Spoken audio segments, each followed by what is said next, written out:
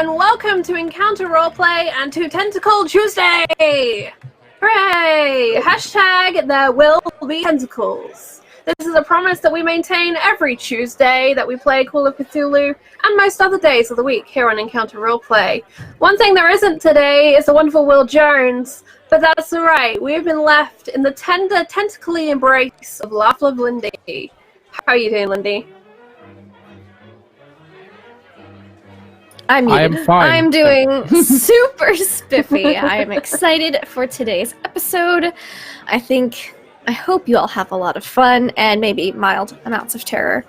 Mild to moderate. That's the warning label. Mild to moderate amounts of terror. I like these goals that we're setting nice and early, setting those expectations. Yeah. Speaking of mild to moderate terror, Millie, you've been having a day. I have, and hopefully the tentacly embrace of you lot will be far less traumatic than anything I've been through today. Yay! Oh, that's a goal. Yeah, let's see if that works out. I'm sure chat will look after us. I'm sure chat won't let anything terrible happen. No, would they? Would they? Who are you going to be playing today, Millie? Today, hang on, let me get my character sheet up. Where am I? Who am I? What's happening?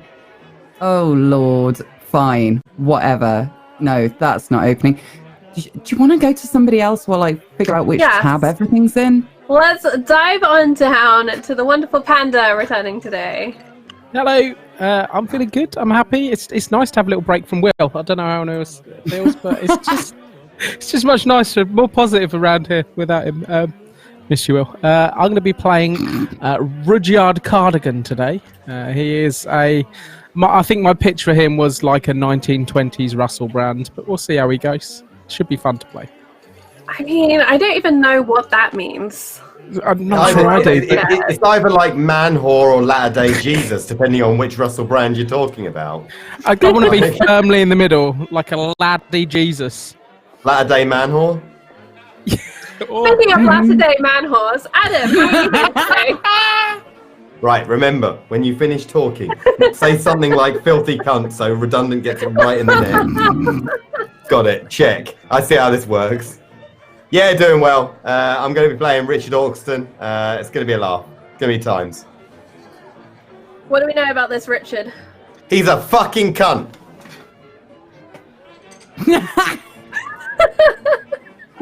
Speaking of delights at all tables, Tom, how are you doing? Well done, Charlie. Well done. That was a bullshit segue. That was the best segue I've ever seen in my life. I'm doing really well. Thank you very much. I will be playing Deirdre Brown, a 60-year-old secretary.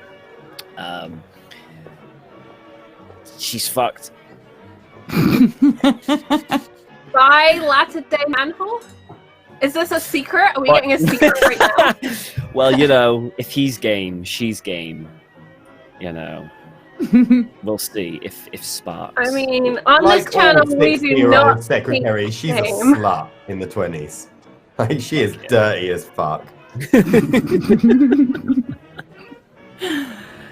Millie, who are you playing? Speaking of dirty as fuck. There we go. Yeah. I take the hit myself so that nobody else gets one in. That's what she said. I'm going to be playing Alexandria Hathaway Austin, the most literary of all possible characters and suitably librarianish. I gave her the most literary name I could think of in the 2 minutes we spent building her. It's amazing. She is female female author. She's terribly clever. Yes, she's terribly clever and just as doomed. And on the subject of doomed, I myself am bringing Dr. Eva Golden, disgraced expert in the research field of immortality, souls, and reanimation. Because Mary Shelley died. Well, she didn't die in my town, but she's buried in my town, and I think Frankenstein's cool, and Tesla coils are very 1920s. So this is where I'm at. Again, a reminder, you can interact with today's show using the tips and donations down below. 50% of those go to the wonderful cast that you see here, and 100% of our Patreon this season goes to them as well. Additionally, hit that clip button. We are a big fan of clips around here. And I'm going to pass over to Past Charlie to tell you a little bit more about our sponsors today. Before we begin today's show, I would like to take some time to remind you about our sponsors. Fantasy Grounds, our virtual tabletop of choice. All of the beautiful maps and roles you see tonight are done using Fantasy Grounds, which you can try for free at fantasygrounds.com. You can also get all of your miniatures from Wayland Games. Go to waylandgames.co.uk and get yourself a huge range of D&D, Warhammer and 40k minis for up to 20% off regular retail price. And Tabletop Loot, who sell incredible dice. Go and check them out at tabletoploot.com.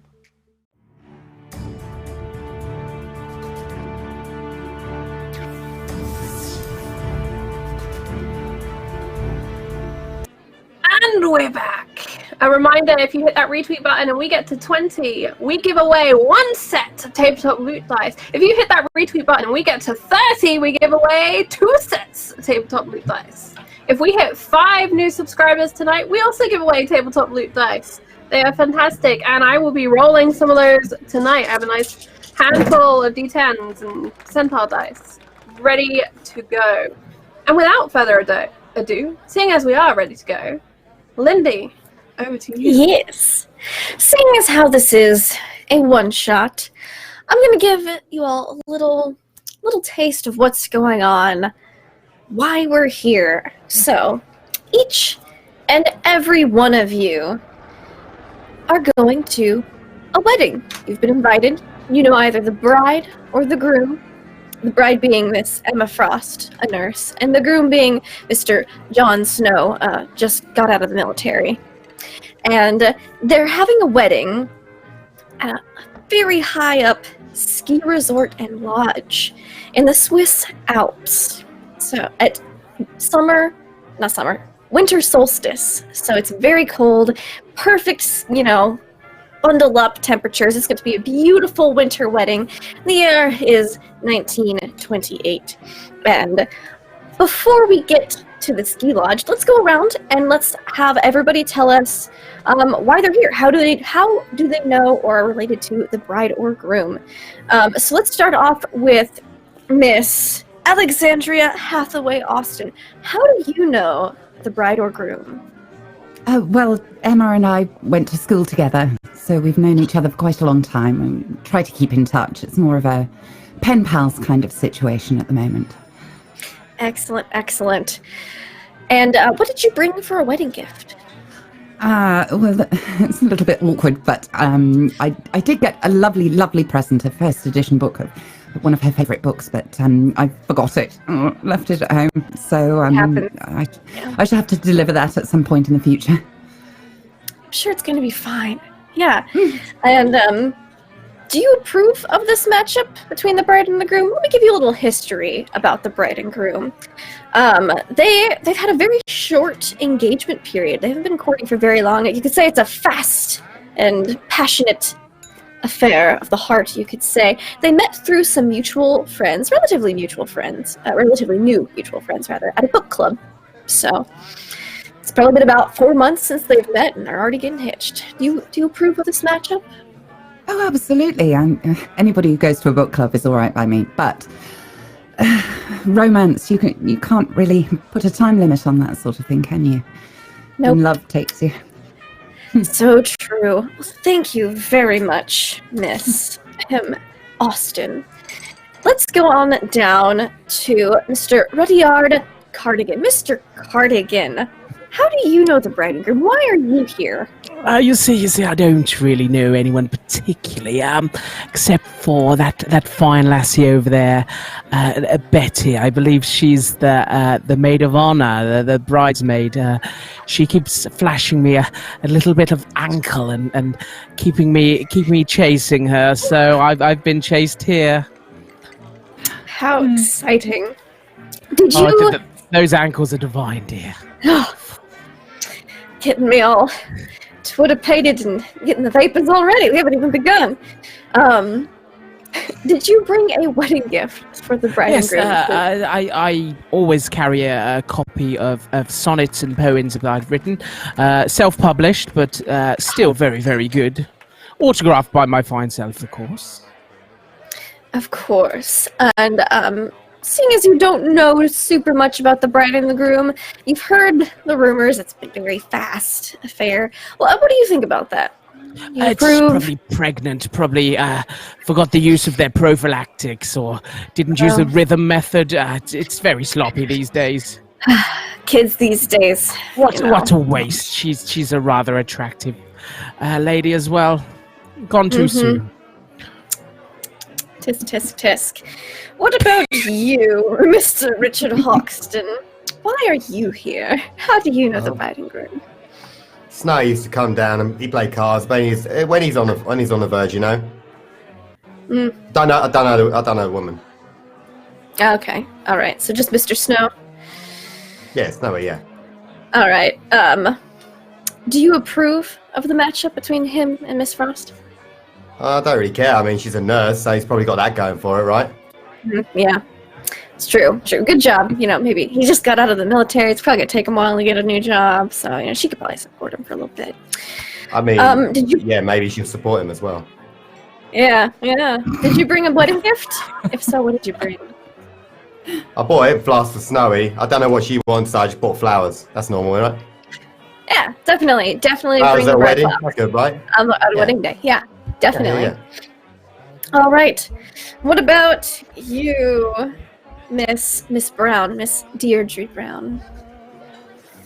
Well, How do you know that? I don't really know her. I work for Mr. Frost, you know, as a secretary.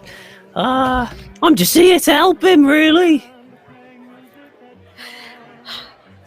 What you do know about his dear, sweet little Emma? Do you approve of this matchup between bride and groom? Oh, no, I think it's awfully romantic, don't you? I mean, I think it's quite nice, you know, young love. You know, I never got married. I was dedicated to my job. But there were a few who looked my way. Oh yeah. Yeah. Oh, well, maybe. You know, they say weddings are a great place to meet people, Miss Brown. yeah. So, yeah. Did you bring a wedding gift with you today? Well, I didn't, but I got one from Mr. Frost. It was a toaster. A toaster. Lovely. Yeah. Very useful. Yeah, I mean, these newfangled things of toasters that you just toast really quick. I thought it would be quite good. Yeah, I've heard good things about it. It's electric and everything. Crazy. Yeah. Yeah, I know. Technology these days. What about you, Dr. Eva Golden? Well, during the war, I did treat Mr. Snow, and he became one of my patients for a brief time. So, of course, I brought him a set of fine knives. Ah, yes. A set of fine knives, you know, because every young wedded couple needs a set of kitchen cutlery, of course. Do you approve of this matchup between the bride and groom? I hear she's a nurse. Well, it's not really my position to judge one way or the other. Oh.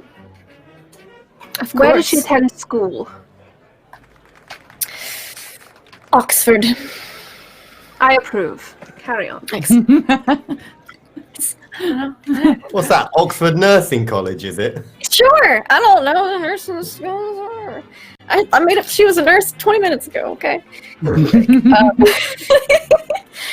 So, you all have arrived. You all had to, there's kind of like a parking garage and a train station at the foot of the mountain, and everyone had to take the ski lift up the mountain. Now, these are like ski lift cars, so they're kind of enclosed, and there's bench seats around. We go up the ski lift, and the wedding is supposed to take place tonight. It's an late evening wedding, which is slightly unusual, but you know, maybe because it's winter solstice, they wanted to kind of play up that whole longest night of the year thing, something like that.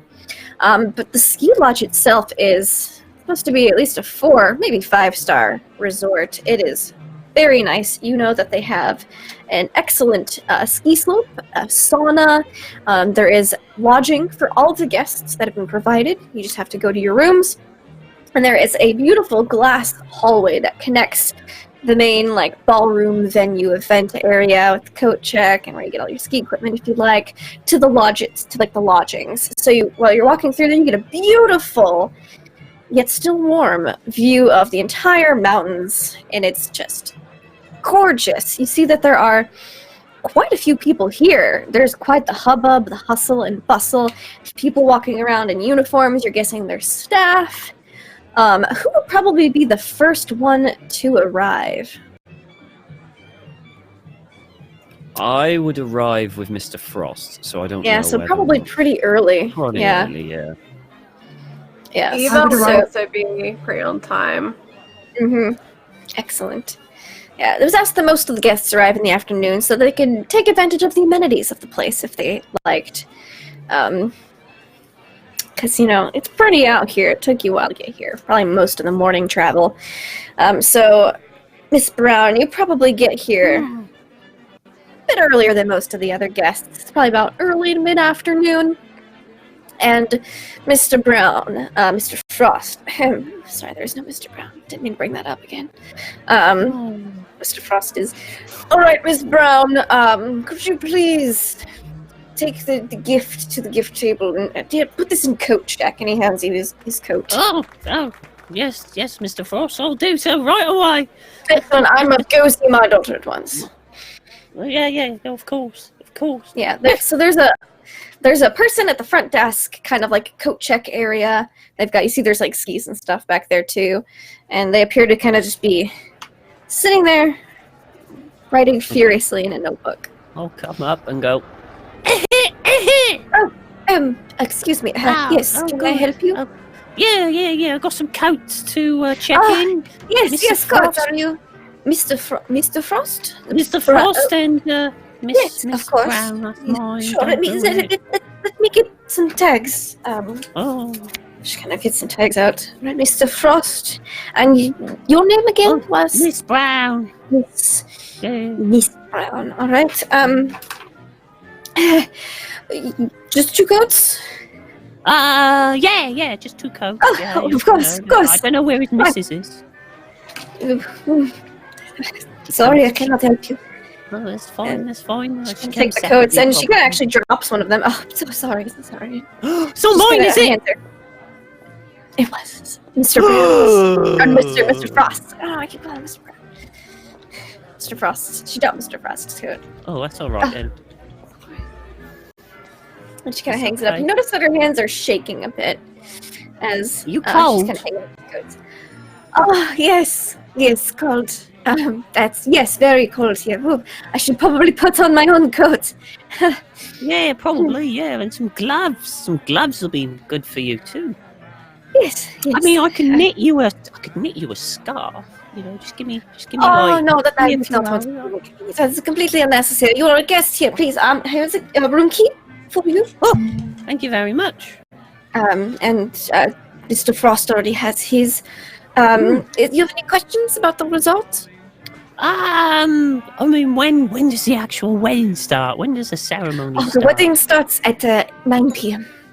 Oh, so it's a late wedding. Okay. It is a late wedding. Yes. And the presents go over there. Yes, there's a table in the main hall over there where you can put the packages.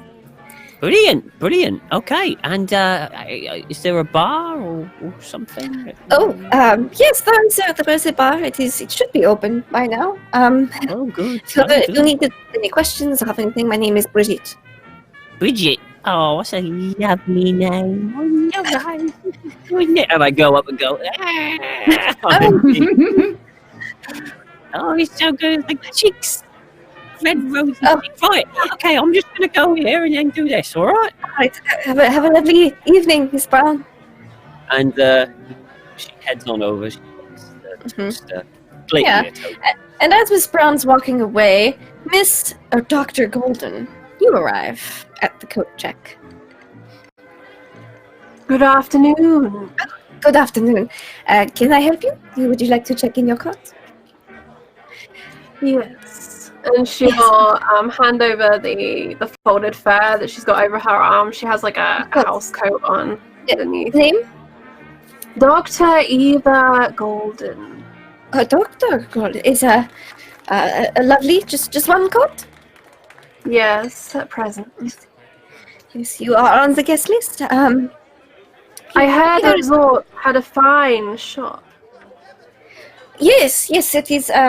Just on the other side of the ballroom. There's a shop there. Almost on the way to the lodge, but no, just turn left down the hall. Here's your room key. Anything else? No, if you need anything, my name is Bridget. Very well. Yes, have a lovely evening. And you.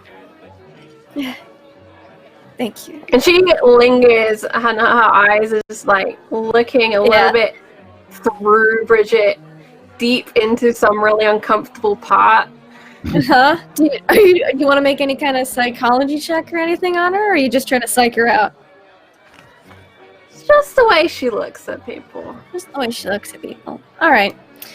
Yeah. If you're trying to get a good look, you can give me a spot hidden or a psychology check. Alright. Let's have a look. I rolled a 46 on the dice, and I think my spot hidden is higher than my psychology. Let me double check. Oh no, they are exactly the same. It's a hard success. Ooh. Oh my. Doctor. Oh no, sorry, it's a regular success. Regular success. Okay. You can tell she's nervous. She's very nervous. She's kind of shaking a bit. Her voice has a slight quiver to it. She's sweating, but she's shivering, and she's a little nervous. And she's doing together. To such large events, Brigitte.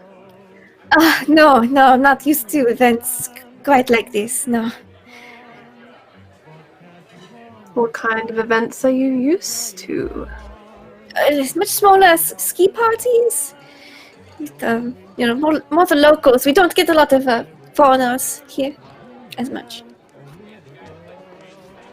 How quaint.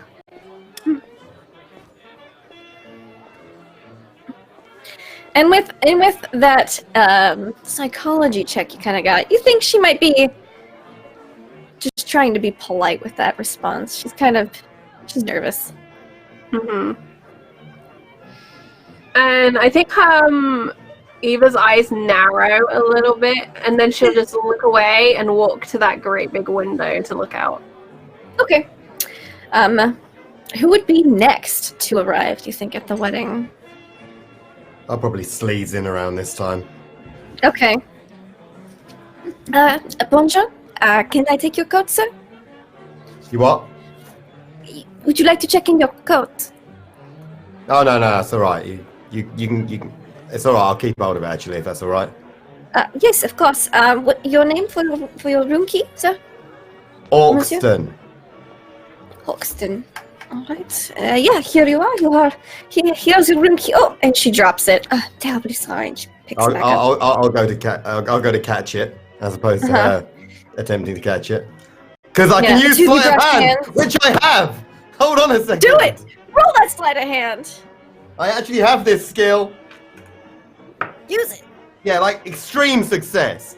Catching the key, flipping it back in the air again, maybe doing a little like Zorro swish. No, okay, none of that. Just catching it. So sorry.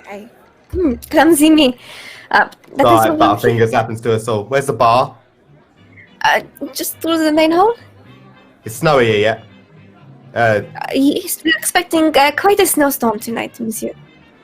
No, it's snowy. Jon Snow, he's the Yes, groom. I'm sorry. There is we used to snow being a topic of discussion, not the name. Yes, he's here. He's in the lodge in his one of the suites. I'll probably see him later. The bar's where, you say?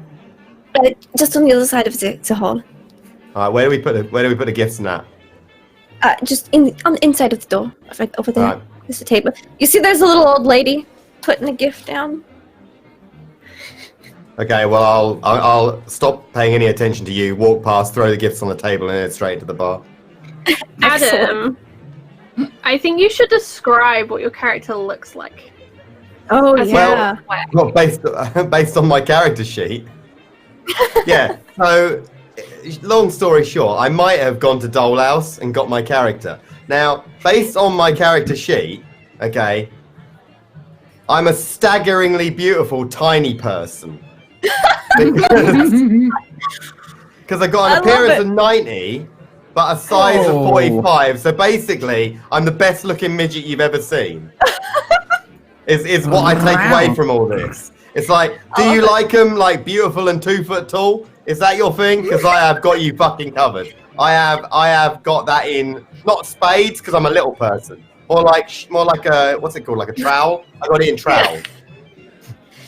Love it. Thank you very much to Joel Odin for that donation of £12. Let me know what you would like to do with that. If you just pop it up in chat for us, that'd be awesome. Thank you so much.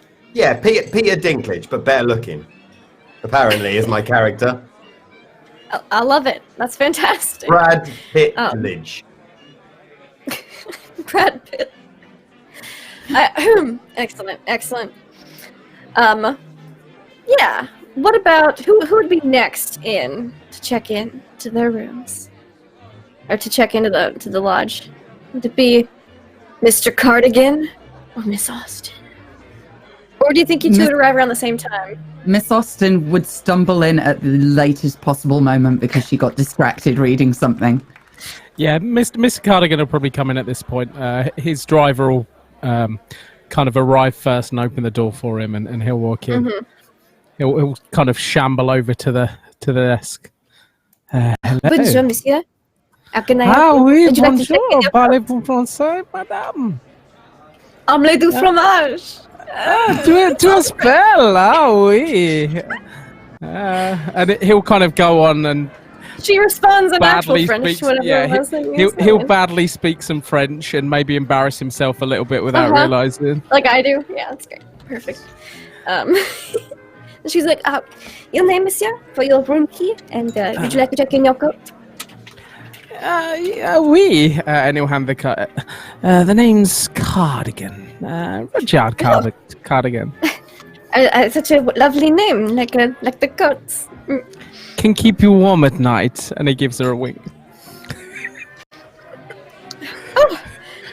Give me a charm or a persuasion check. So, Please let it be the case. Please let it be the case that with this character you've got a charm of like 10%. Please let it be like... big crits for everyone, so you have an additional nat 20, and they say it's from Agatha because she could not attend the wedding. On account of being dead. I failed. Look, I don't know who this Agatha cunt is, but she sounds like a bitch. All right, so you failed. She's still smiles and stuff, but she's not completely enamored by you. Can I possibly have an extra room key? I don't often sleep alone. I suppose just give me one moment. I need it from the corner. And she kind of goes back up around. You see, there's a bunch of kind of like a hotel receptionist desk. There's like a little back room. She goes back in there, and at this point is when Miss Alexandria Hathaway Austin arrives. I'll just stumble in through the door because I've still got my nose in a book.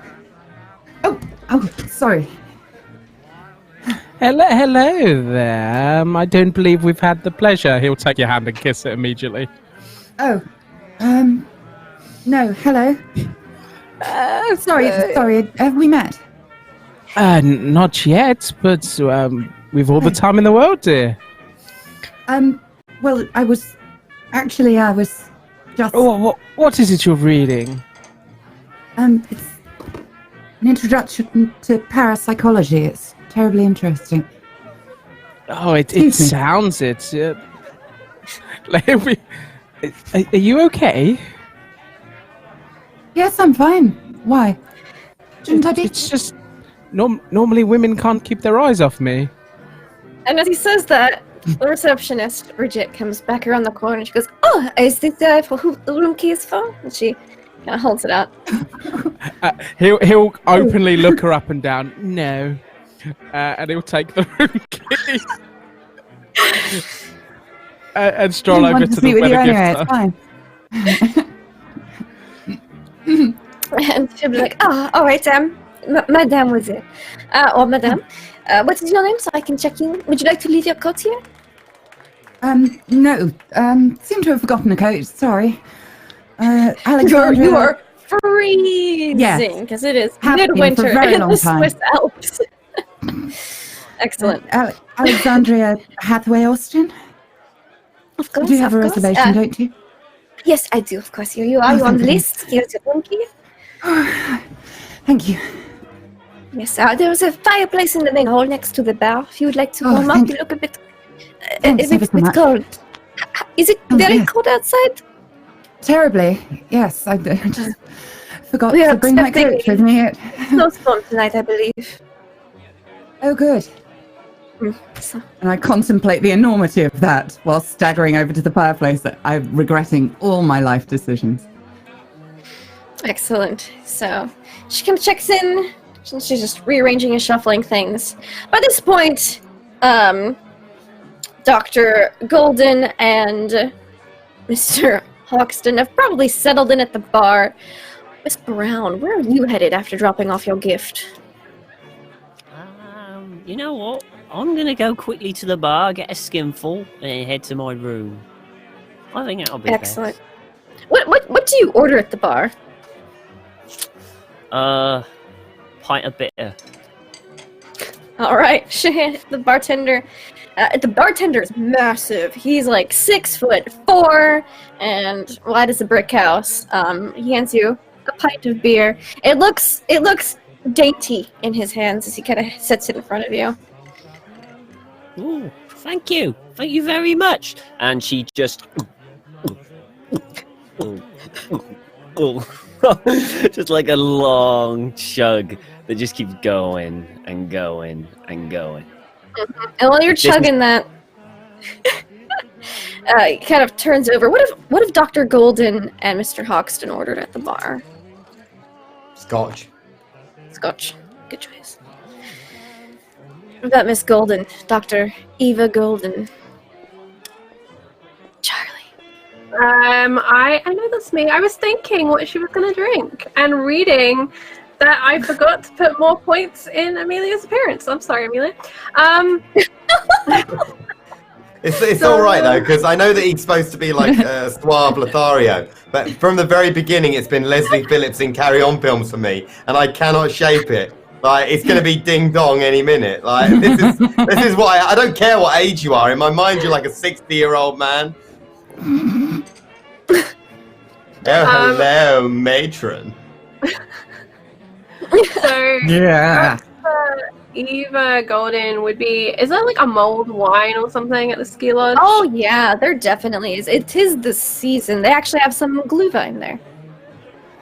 Ooh, yeah, so she'll get some of that glug and get it in a nice, one of those little cups and just be kind of nursing that and kind of drifting back towards the big window away from Yeah, it is people. a beautiful scenery, but you do see some dark clouds kind of rolling in. Mr. Cardigan and Miss Austin, do you two also go to the bar? Where do you go? Do you go to your rooms? No, I'm going to stay by the fire for as long as possible. It's good light. The fire's right next to the I'm bar. cold. It's kind of like they've got a big bar, and then there's like chairs around it. So you're just like in the chair closest to the fire, and it is pretty warm, pretty cozy. It's keep big logs on it. It's one of those big fireplaces, so massive logs, just blazing. Mhm. What about Mr. Cardigan? Rudyard's gonna kind of walk into the bar. How busy is it? Fairly busy. Because people are coming here. They're like, man, we can get drinks before the wedding. This is great. Like, the guests are very happy by this development. And you see that there's also a couple people of the wedding party kind of trickling, like, going in and out. Some of the groomsmen, some of the bridesmaids. Yeah, Rudyard's going to kind of walk in and he's just going to keep his eye out for Betty. And if he doesn't see anything, he's going to kind of stroll over to the bar and order some weird cocktail that they've not heard of deliberately to make himself feel more superior. Okay. A Gramble, please. What? A gramble. What is gramble? This is the large bartender man. Do you have any Tunisian whiskey? We have whiskey. Tunisian? In the Tunisian style? Do you understand what I'm saying to you, fellow? Do you understand you want whiskey? You get whiskey. He kind of turns.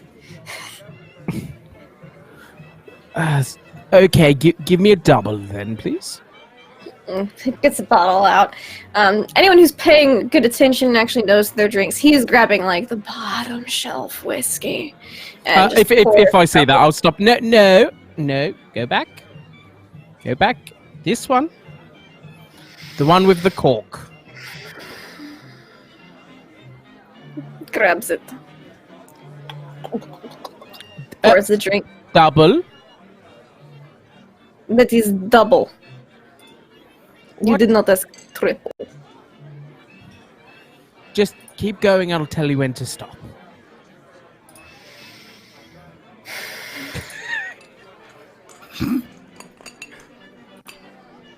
And stop. There we go. Thank you.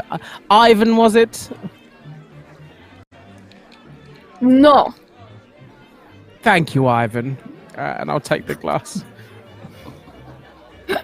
You hear like the sound of like a crack as he turns around and he goes, anyone else wants a drink? No drink? Yeah. No. I'll have it. No. I'll have it. No, you're not serving? No? Alright, whatever. No. You can have drink. You were not rude. Yeah, can I get a scotch? No rocks. Kind of drops over. He grabs a nice bottle of scotch and pours you a double. Oh, great. It's not Tunisian as well. Magic. Mm. You're a fan, are you? What was your name down there, little fellow? You do know that Tunisians don't actually make whiskey, right? I do know. I've been across aside the from looking continent. like the biggest cunt in here, you do know that too, right? Like you're on that, right? There are ladies present. Language like that is not really appropriate. Are you Sorry, hold the on, housekeeper? darling. Just do this. You're the biggest cunt in here. Now, such vulgarity. I take it you're not with the wedding party. They're probably going to ask you to leave. Yeah, Jon Snow's my mate. You were the wedding party. You must know him or his lady, right? Oh yes, me and John go right back. We used to play crib together. You used to play cards with him, did you? Like he'll look like a rabbit in the headlines, like he's been caught in a lie. Yes. And I'll bring out a deck of cards and do the thing. Oh yeah. Oh. What was your game then? You did cribbage, you say? I could do you some cribbage right now. Yes. You knew John from way back. He used to play cribbage with me all the time as well. Actually, was this around the Tottenham base end, or was you when it was more up north? Was it? No, not Tottenham. It was in London. What? Well, we played in London.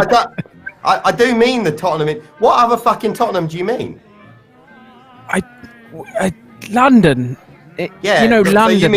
You mean Tottenham, the one in London, like the East End of London, that Tottenham? No, why would you go east in London? It's disgusting out there. That's where all the filth. You mean the Tottenham in the north of London, yeah? I stay in the centre where like the museums and the libraries and right near Tottenham in the centre of London, yeah? Yes, that one. Oh, so you come out of the Natural History Museum, right? You take a left, yeah? And then you keep going for about 5-6 miles, that Tottenham? I don't tend to walk much, I'll be honest. I'm with these so you just say to the cab driver, take me to Tottenham? No, I say avoid Tottenham. I don't like it. But you said you play cards there. You said you playing crib with Snowy in Tottenham, yeah? No, he would come to me. He'd come to you in Tottenham? But you said Tottenham was disgusting. This whiskey's. Have you tried the whiskey here? Yeah. It's quite good. It ain't Tunisian though. Sorry, what was that, Lindy? A spot hidden, Mr. Cardigan. As you're like looking for an out. And you're trying to see if Betty was here. A huge, gigantic failure. You've He's not visibly seen sweating. Betty. You've not seen Betty. In fact, you haven't seen anyone else to escape this conversation. Aside from the lady you've already deemed boring, and this other, dame who's given the side eye at everyone at the bar. And there's a little old lady who appears to be going off to the lodge, to the rooms. She's just entered the glass hallway. She downed a beer and then left. So, is this your first time abroad? What was your name? My name? Yes. Augston. Hello, Augston. That's an interesting name. Is it foreign? No, mostly from Tottenham. Again, I don't tend to go wherever that is. And it's about 5 or 6 miles east. Just to clarify again, when you say about the Tottenham thing, you say you used to meet him in Tottenham, or he came to you in Tottenham? Which was it? London. We used to go to London, Kensington. Okay. Oh, yeah. Oh, you used to play in Kensington. Oh, right. I used to go to a club up there. Where'd you go in Kensington? I look around. The Barman's Scar. Where? You see, he feels on the back of his neck. He's bald. And there is a massive scar that just runs down from his ear all the way down. You imagine it goes probably a decent ways down his back. Kind of feels it, turns around, and the looks Barman's at Scar. you. It was a gentleman's club, very, very exclusive. Oh, yeah? What road was that on? Because there was a couple of nice bars up Kensington Way. It was on Cannon Street. Do you know the one? Oh, Cannon Street in Pall Mall? No. This was in Kensington, like I said. I mean, because there's Cannon Street in Pall Mall, but in Kensington, I'm not sure you might have been in Pall Mall. It's not that far away from Kensington. Are you sure you were in Kensington? Are you some kind of carriage driver? You seem to know a lot about London. You'd be quite aggressive about it. No, should I be tipping you right now? And he'll put a pound note in your pocket. Oh, thanks very much. That's really decent of you. I'll keep hold of that. For my next trick, I'm going to go ahead and assume that you don't actually know the bride and groom. Well, I've seen them at a distance. Was that in Kensington or was that in Tottenham that you saw them at a distance? I'm very close friends with one of the bridesmaids. We're kind of getting serious. Oh, you're caught in her? Well, we've talked 4 times. Oh, so you're not caught in her? Well, these things take a little bit of preamble. You need to get warmed up first, so to speak. Oh, you might. And you, is this your first time abroad? No. Where else have you been? Been in Paris, Berlin. Oh, they're lovely places. The gardens are quite. You've been to Paris? I've seen photos. Oh, that's okay. Is it your first time abroad then? Is it? No. I've got family all over. We do travel, but obviously there's been some troubles in those places. They're not quite as welcoming and hospitable as once was. Oh yeah, no, that's terrible. That is when places go downhill. Speaking of places going downhill, Miss Brown, Miss Deirdre, you are going to your room and you're walking through that long glass hallway. It's beautiful, but it does seem that the weather is taking quite the turn. It's getting a little colder. You see the frost starting to kind of form on the windows. But the room itself is rather nice, if a bit plain. You'd think there'd be maybe a little bit more, but maybe since they bought out, basically the whole lodge for the wedding guests, they kind of dropped some of the amenities. There are little toiletries in like the adjacent bathroom suite.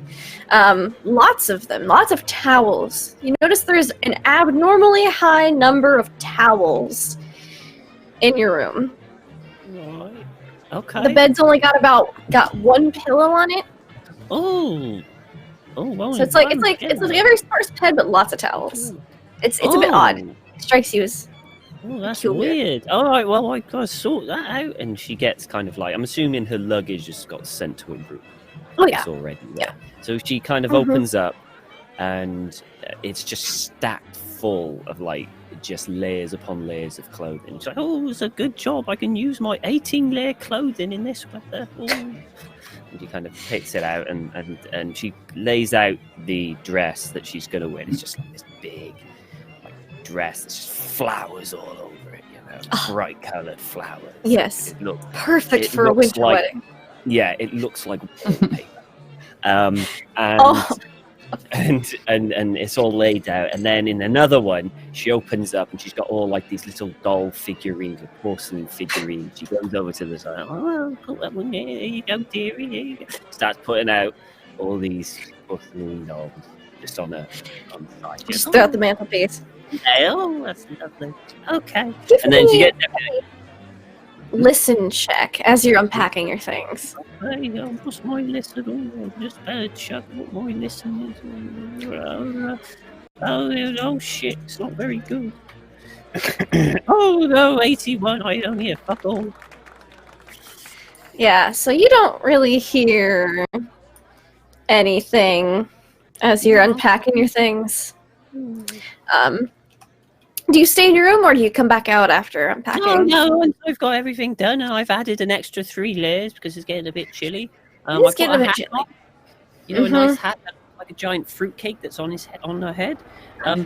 She heads out, and she's going to go to Mr. Frost to see if he needs her for anything, and if you know. Alright, last you heard he was going up to see his daughter Emma, which you know, because being Mr. Frost's secretary would be one of the suites on the second story.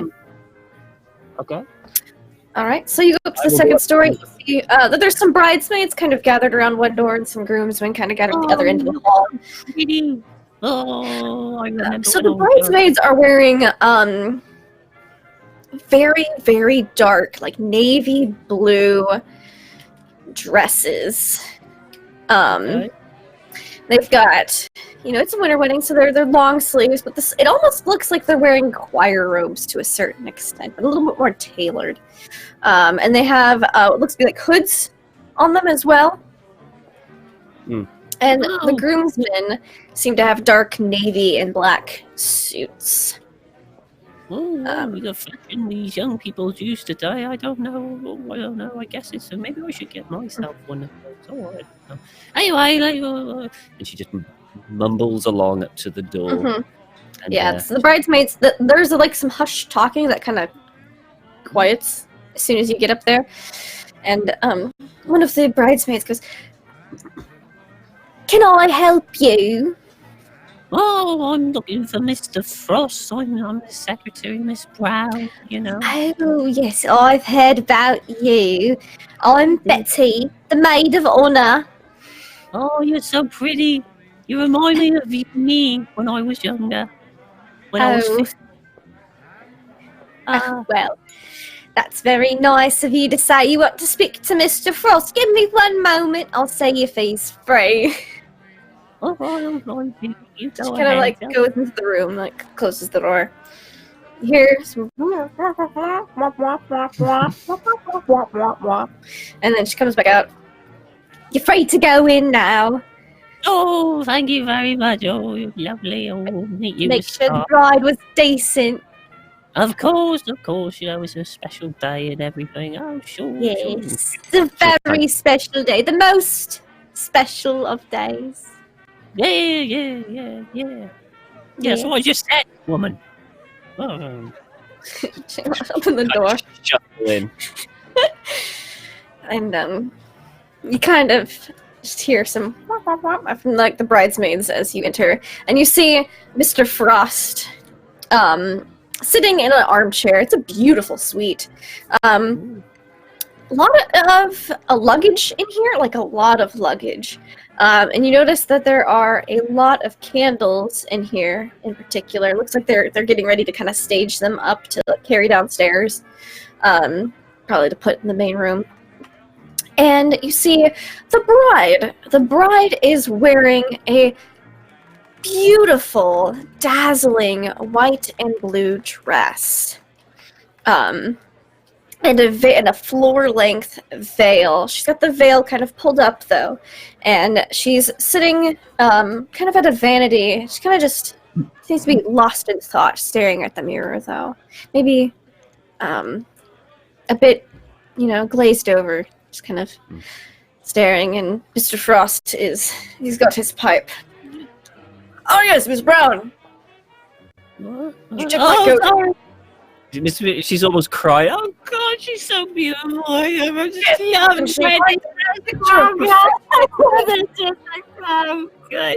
Well, oh, right, Mr. Brown, right. Yeah, oh, thank you very much.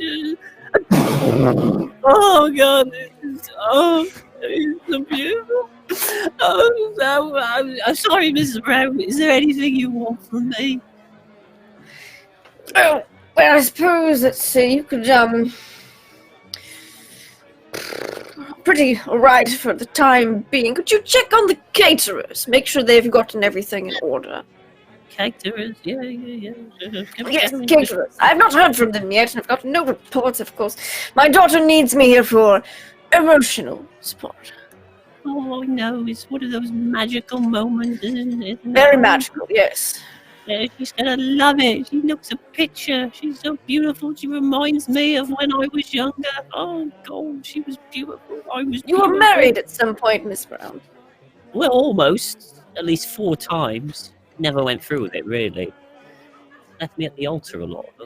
Anyway, but it was just so beautiful. Oh, so caterers. Is there anything else you need? Check on the caterers. Make sure they've gotten everything in order, and if not, come back and report to me. We'll do everything in order, caterers. Have someone check in on the groom as well. Make sure he's not getting cold feet. You mentioned being left at the altar. By Jove, I swear if he leaves her at the altar, Oh, don't worry. If he leaves her, I'll break his legs. It's all good. Don't worry. There we go. Right, okay, Mr. I'll do that straight away. All right. Excellent. Oh, God, she looks so beautiful. She turns and starts sobbing as she goes out again. She'll go to the caterers first. All right. So, and as you're kind of leaving, you see several of the bridesmaids kind of come in, and some of the groomsmen as well. And they take like the bundles of candles and they start lugging them downstairs. Miss Austin and Dr. Golden, you two have definitely overheard the conversation at the bar between Mr. Cardigan and Mr. Hoxton. Is there anything in particular you're doing while enjoying your drink and the fire? I'd just be buried in my book, completely buried in it. And occasional choice words make my ears prick up, especially when the swearing begins. But I sort of log it as a fact and go, okay, back. Far more interesting, important things to do. But I do take quite a lot of enjoyment in somebody being caught out. Excellent. What about you, Dr. Golden? I think Dr. Golden has maybe drifted towards Miss Austin and towards the fire as the window, I imagine, is beginning to fog as it becomes so much warmer inside than it is outside, and the view is kind of diminishing. You'd imagine it would start to fog, but it's not. There's a little bit of frost starting to kind of form on the outside, but no fog on the inside. Almost as if the interior temperature is maybe dropping a little too. Maybe someone's left a window open somewhere. Looks at that curiously and feels the chill in the air then, and walks to the fire to stand beside Miss Austin. And she too picks up on the conversation, an eyebrow kind of quirking. And as Miss Austin looks up kind of a final time, I imagine like they kind of catch each other's eyes as they both are like listening to this conversation.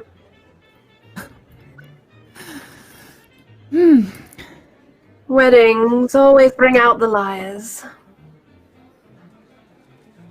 Do they? I'm not... I've never been to one before. Terribly lucky of you.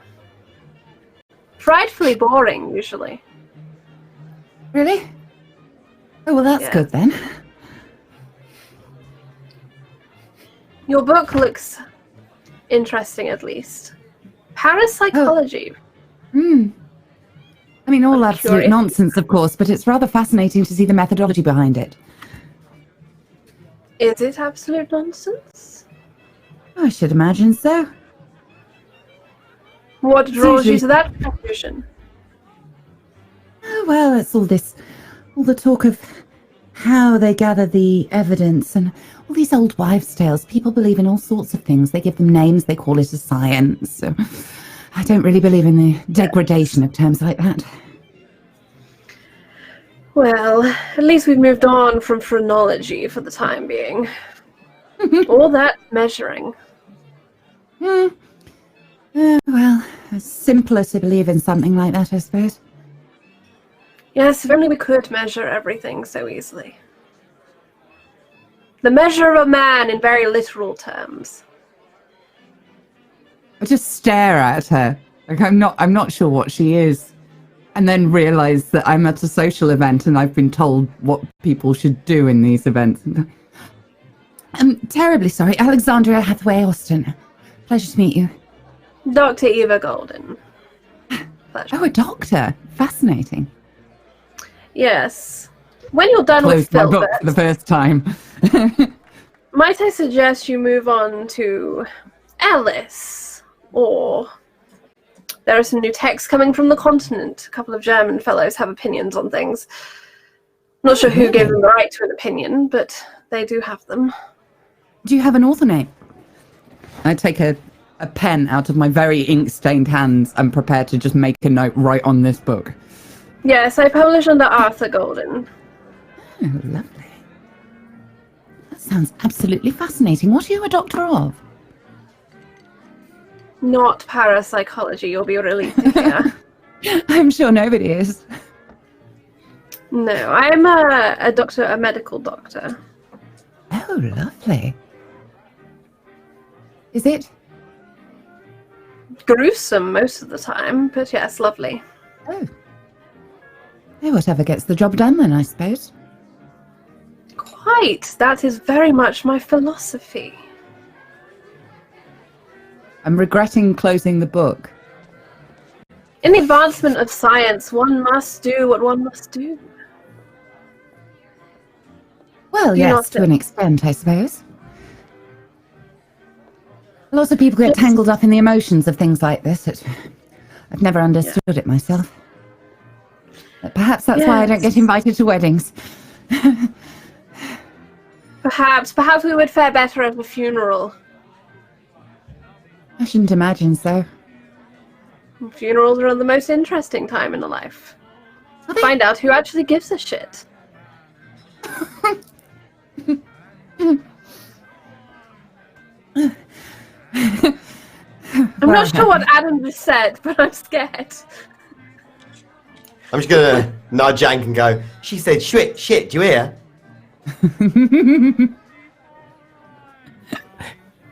I'm sure you just misheard. I'm just giggling at the fact she said it because I'm used to gentlemen saying it, but I very rarely meet ladies who tread those lines. Of course, this is the moment when we finally get to come face to face with death. Of course, there is the new fashion of hiding a body out of sight. Very clinical of people. But how else do we understand it if we don't see the sticky material remains? I suppose it all depends on how well written the notes are, and occasionally some of the drawings these days are terribly, terribly well done. It doesn't make much sense to do an experiment twice in a row just so that more people can see it. Well, one must do experiments more than once to prove that the experiment was a success. Well, yes, but once you've collated and done all the statistical analyses, I don't quite understand why you would carry on. You're right, we do tend to do things that are redundant. UK. In the UK. There was one that? such doctor, Dr. Thomas, who continually turned up on a Tuesday to perform all kinds of strange social experiments. Took up quite a lot of office space. Gentlemen often do that. I bumped into a young man earlier on at the entrance, and I kind of point conspiratorially towards the entrance and towards the guy at the bar. He just didn't... I mean, a gentleman always like this in public situations. You should be more specific, but probably. Well, just talking. I mean, this. It wasn't deliberate. I think he thought it maybe was deliberate, and then he went away. I don't understand. I'm sure you came out of it for the best. Almost definitely. From what I've overheard, Filbert seems much more entertaining company. And just about as legitimate.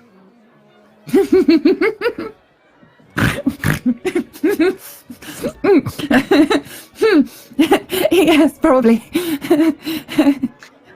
Sorry, I I forgot suppose my I should name. ask. Oh, Dr. Eva Golden. Arthur I Golden. write that down in the book as well. Yes. I suppose I should ask, do you know the bride or the groom? Oh, the bride. We used to go to school together. Haven't Oxford. seen her in a while. Oh, no, as children. Oh. Primary school. Right. Yes. Simpler times.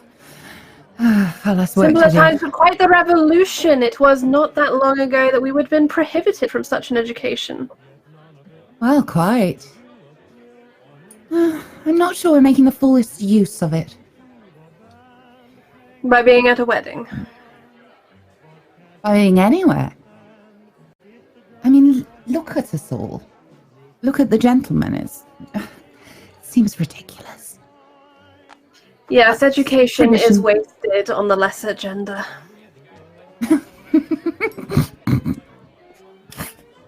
There's a reason God made them first. Well, if we're going to debate theology and religion, we're going to be here all night. There is a crossover, you know. And she'll begin to talk about her thesis regarding the soul and the material.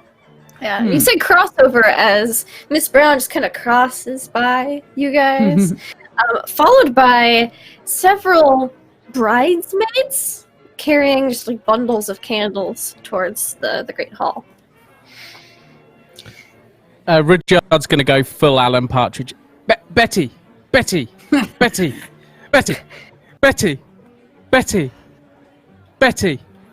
I'll if she ignores me, I'll keep following. You don't. They all have their hoods down, and you think you see Betty, but then the lady turns around, and you realize it's not Betty, but her cousin Lucy. Ugh. Ah, Lucy, Not Betty then. Lucy. No, that's Lucy. If And I she, mean, she definitely kind of hands her bundle of candles to someone else, and then walks on over. She's a bit on the taller side, so the dress doesn't quite cover her ankles. It seems they kind of went with a one-size-fits-all kind of thing. And she kind of comes over. Lucy, how are you? Oh, Mr. Quad again. It's so nice to see you. Isn't it a surprise I'm here? Betty just mentioned in passing where you were, and I decided to turn up and surprise you. Well, both. I'm so glad you've come here tonight, Mr. Cardigan. Betty's still upstairs with the bride, but who's your friend here? Oh, well, we've just met. Apparently he was dating your cousin, yeah? It's something like that, you know. I just went back to Betty. I don't know how that happened. Yeah, you know, they've been, knocking boots, so to speak, you know. I kind of smiled, like, told you so at him. Yes, this is Lucy. She's what did that thing with the? Oh, is it? Oh, this is the one you called Loose Lucy. No, it's because she wears her hair in loose bangs and such lovely But loose her hair, bangs as well. but her hair's tied up right now. Yes, but normally there's more than here and now. Oh, Do so you she only see generally what's in front of you? she generally wears her hair down. So you call her Loose Lucy. Loose Oh. bangs, yes. It's the popular style at the moment of the ladies. Once it's really pay attention to their fashion, and I'll shoot her a wink. It's all the rage in New York. Yes, she is a rager. Are you attached, Mr. Hawkston? Is there a Mrs. Hawkston? Nah. It doesn't surprise me, Lucy. Would you like there to be? I'm not going to even take her hand. No, She's I'm kind of alright. just leaning up on the bar, like again, like just. No, I think this one's up for you or anything, honestly. So, Oh, he's not my type at all. Mm-mm. no, I don't think he's anyone's type. Well, I'm disappointed you're not interested, and he'll tap on his shoulder. But I prefer my partner to be grown up, and he'll tap on my head. I mean, you could have fooled me. I assumed you mostly went for, younger people. No. It's So I do you have find that only this works quite well with adults then? I only have time for Betty, thank you very much. She is my betrothed. Well, not my betrothed yet, but she has embedded into my heart, and I don't see any need to take her away. Just because why you are didn't lonely, you Mr. come Hawkins. with? Why didn't you come with Betty then? Why did you come on your own? It's If she's your your paramour or whatever you want to call it, why did you arrive on your own? Shouldn't you have arrived with her? Wouldn't you have come together like a couple rather than separately like two separate people? Lucy, just cover your ears for 1 second for me. This is the game that women like to play sometimes. They mention things in passing, and it's your job to turn up unannounced and show great signs of affection. That's what I'm going to be women like, want. teach me more, sensei. Like, Yes, like- I'm going to wait for Lucy to take her hands off her ears.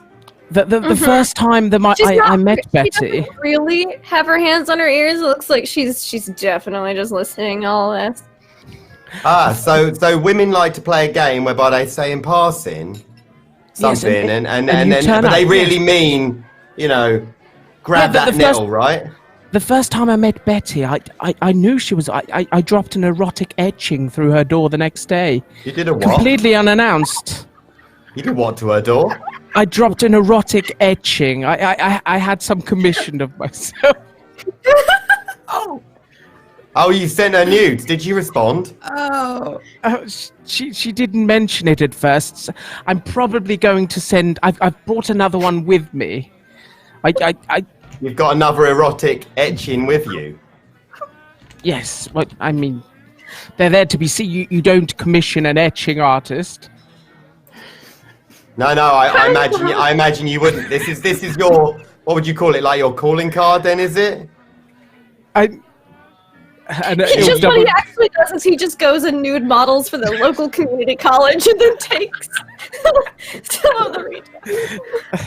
I mean, it's quite a magnificent thing to etch. My artists always look quite awestruck. So why not show things off? When No, I no, promised no, there I would be imagine. tentacles, this isn't what I meant.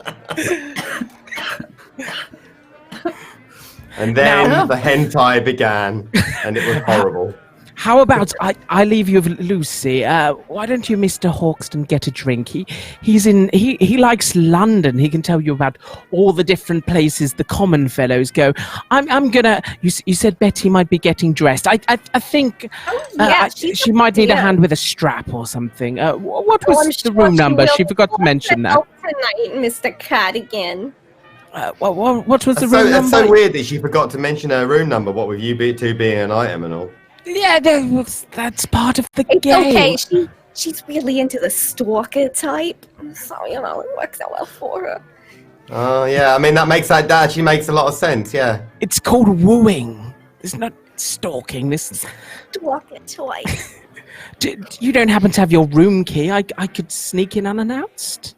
Really surprise her. I mean, Leave an etching on the bed. I actually She's in saw a the police bride station on the room way here. now. So, just up the stairs. She's in the bridal suite. So. Good. I'll go tell her how beautiful she looks. Lovely to see you again, Lucy. Mr. Hawkston. Yeah. And I will make my leave. So Mr. Hawkston, was it? Yeah, Dick Hawkston. Wow. Well, you sound like you said you're from London? Yeah, sorry, who are you again? My name's Lucy Pensville. And you're who? You're the bride's friend, or?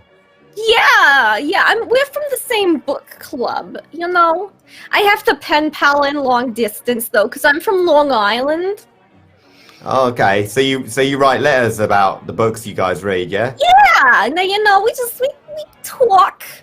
Give you letters about, this is my first time in Europe, and wow, there's just so much to do here. Oh yeah, And it's so many handsome gentlemen. Yeah. I've been noticing. I'm looking around the room, and there's like literally him who's just left, who I could not have more contempt for at this point. Oh yeah, I think he's just left though, isn't he? Oh No, he's not my type at all. Much too tall. Yeah, he did have that going for him, didn't he? And all those etchings and that. I mean, he'd probably need 2 etching tablets, doesn't he? Maybe 3, like 2, one on top of the other, and then one sticking out to the right. You hear a snort laugh from the fireplace.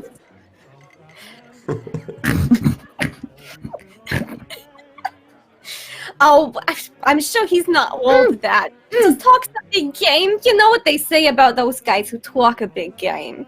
They don't actually have any of it. Oh, I'm sure he can back it up in any number of exciting ways.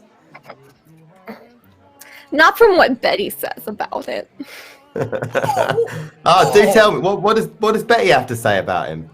Oh, let me tell you what my cousin has to say about him. Yeah, she says that he's, her type is the stalker type, but, she's kind of got a few other things she wants to get done at this wedding, And so he's a part of those plans. I'm pretty sure it's not going to end up that great for him. Oh, that's terrible news. I think she's just using him. Oh, that is shameful, that is. Oh, I'm so sad for him. I would never dream of using a man like that. I know, that's physically, but not emotionally. Breathtaking, honestly. I understand what you're saying. It's so you're from Long Island, is it? I actually was out there for about, what was that now? It was about 4 years ago I was out in Long Island. Oh wow, that's so cool. Did you like it there? Did you get a hot dog? I mean, I did have hot dog. It was interesting. It was mostly I was just there for the cards, but yeah, I did have hot dog and it wasn't bad. Cards? Yeah. I'm sort of swirling out of my depth here because I play cards. Has never been met with cards from anyone. I'm a bit of a fan of poker myself. Oh yeah, I'll bet. Yeah, it's really fun. My favorite is a variation that we came up with. We played it in college. Oh yeah. Poker. Yeah, I'm familiar with it. Yeah. Well, maybe if there's a little time before. Yeah, maybe later on. Yeah, we can. Yeah, we can. Yeah, that sounds like that could be fun. I nudged the doctor next to me. That's flirting, isn't it? I'm afraid so. And it's not very good. It is a wonder the human population has continued to exponentially expand. I think people like that are probably the reason why it has. Boredom. I look back into my book. And I think Eva is trying really hard not to read over your shoulder at this point. If I got the sense of that, I would absolutely let her read over my shoulder. Oh, thank you. Thank you, yes. Just transferring over to like the couch instead of like the armchairs. So Lucy orders like a double shot of rum, and is just chatting away with Mr. Hoxton. And the two ladies are reading a book. Mr. Cardigan has gone upstairs.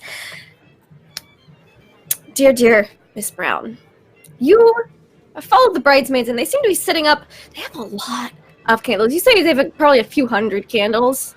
They're kind of setting them up in like a circular pattern, and they're kind of humming the same tune while they do it. It's kind of like you've heard of whistle while you work. Maybe they're just humming. Whistling's a bit loud. You're muted. Can I mimic the hum? Sure.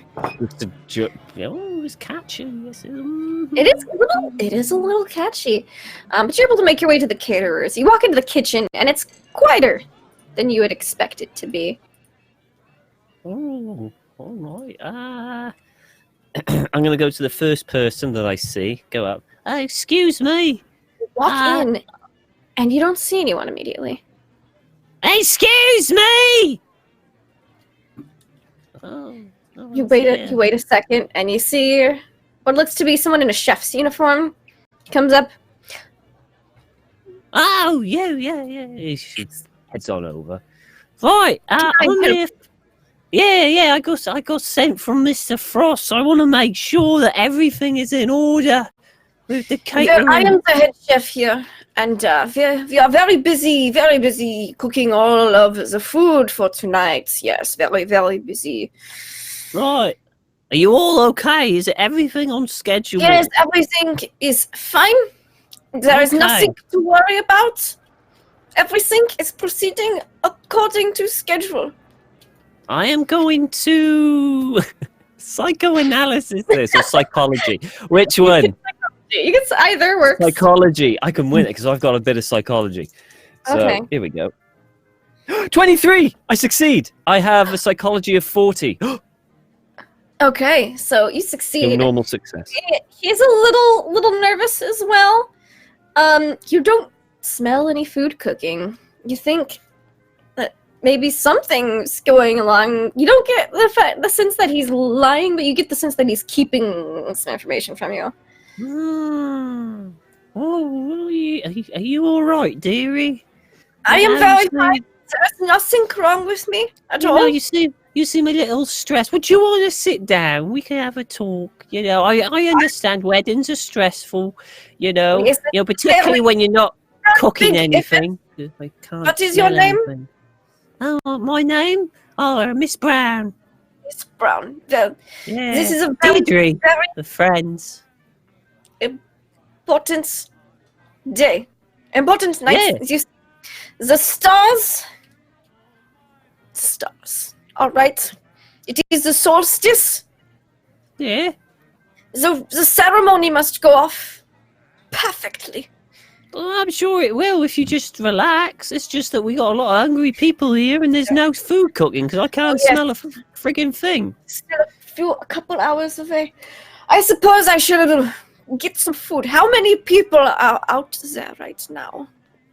How the bloody hell am I supposed to? I'm going to use. This is the one time I'm going to use it. I'm going to use my accounting skill to figure out how many people are out there. You've used It happened! It happened, man!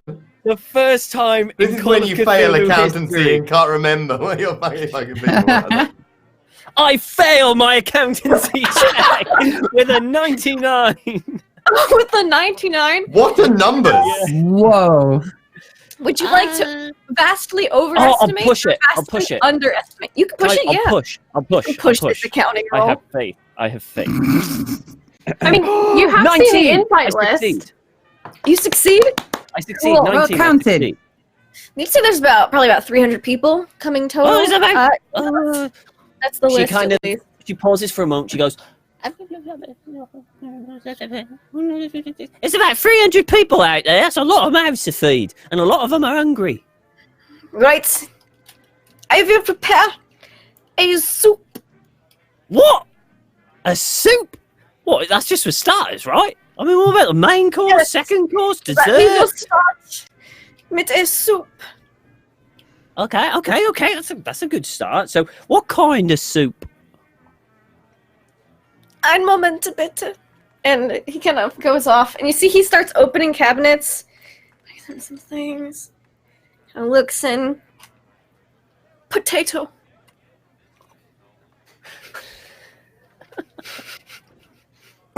Potato soup. The may have exploded. Okay. Potato soup for starters. What Yeah. was for main course? And don't say potato. Veal. Okay, that's not too bad. Yes, Okay, very so that's- tender. A tender roast, specifically. So is it veal or roast? Roast, actually. Okay, that was a sudden change. Tender That's not weird at all, is it? roast.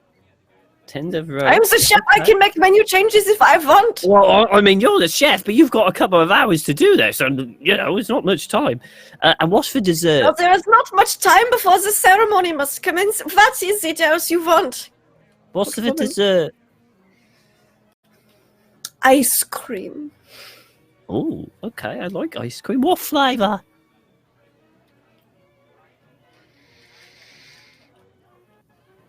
Vanilla. Why did I know she was going to say vanilla? I knew it was going to be vanilla. Is that the only flavour you got? Yeah. Right, okay, this doesn't seem to be... You know what? I'm going to have a look. Mr. Frost wants me to be in charge of this, so I'm going to go have a look. And she starts waddling towards, like a door to the back. 9999. This is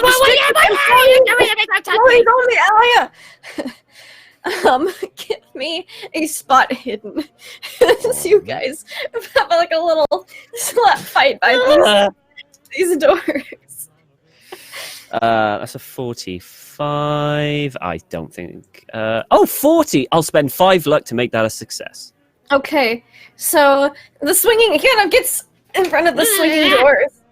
And you see that there's some other, like, some sous chefs and some waiters and stuff, and they're all just standing in the back room in rows. You see no food being prepped at all. You see them all just standing in rows, and each of them is just staring straight ahead at attention, and each of them is holding a very large kitchen knife.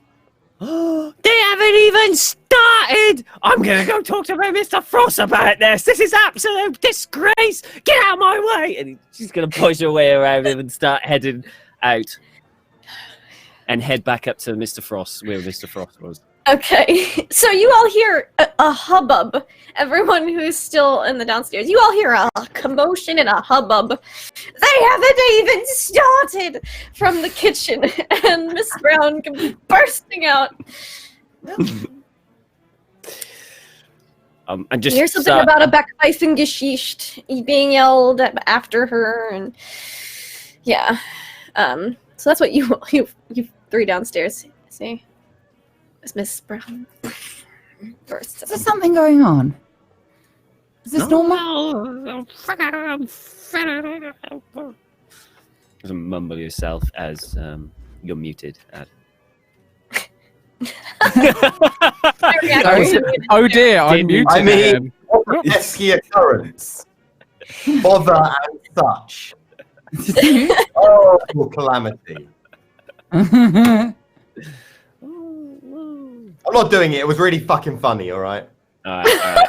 I believe you. Miss Austin, do you know this lady? That one? No, not at all. She seems terribly Her loud. Is this mumbling normal? Seems to be a sign of possible neurodivergence, I believe. I think she's just angry, actually. Oh. Yeah. I think that's anger, not the That neuro certainly thing. seems to be the correct assessment, yes. I don't think we're eating anytime soon, though. What's wrong? What? What? What do you want? Oh, There's sorry. no wall. Hold on. I'll try again. Yeah? What's wrong, you dozy old bat? And she kind of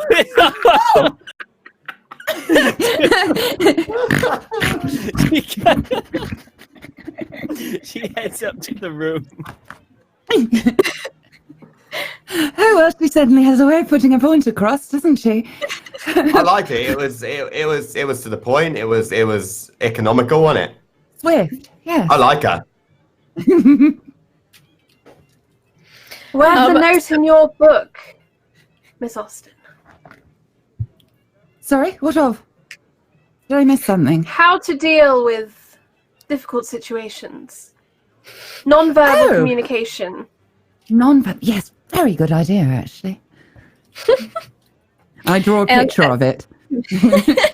Miss Brown heads up the stairs not too long after Mr. Cardigan goes, Mr. Rudyard, you walk up the stairs and the door to the bridal suite is cracked open a bit.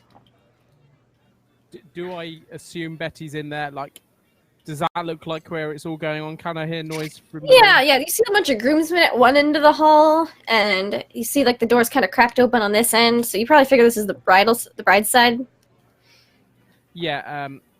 Rudyard's gonna like burst into the room, and he's gonna recite one of his sonnets that he's written for Betty. Yes, go on.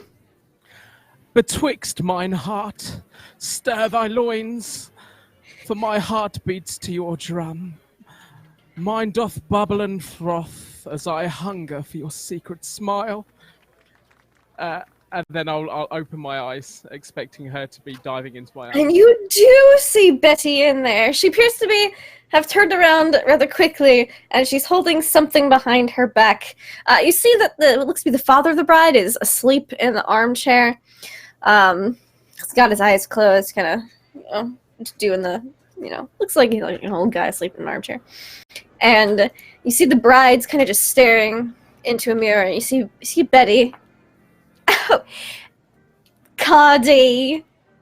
Oh, Betty, I've missed you so. What a sight. So terribly. You want to know Aren't about you- my secret smile, do you? Oh, it's all that goes through my mind, Betty. Oh. You are the most beautiful woman in the room by far in this place. You are the shining pearl in this clam buffet on a summer's day place we are. Oh, you're too kind, Cardi. Don't you worry, though. There's going to be so many secrets revealed tonight at the ceremony. Need we wait? Can you ask your friend to leave and we? Oh we no, can have we can't ask the bride to leave. She's getting ready, aren't you? And you see the bride kind of just reaches out, grabs a makeup brush, and just say she's very busy.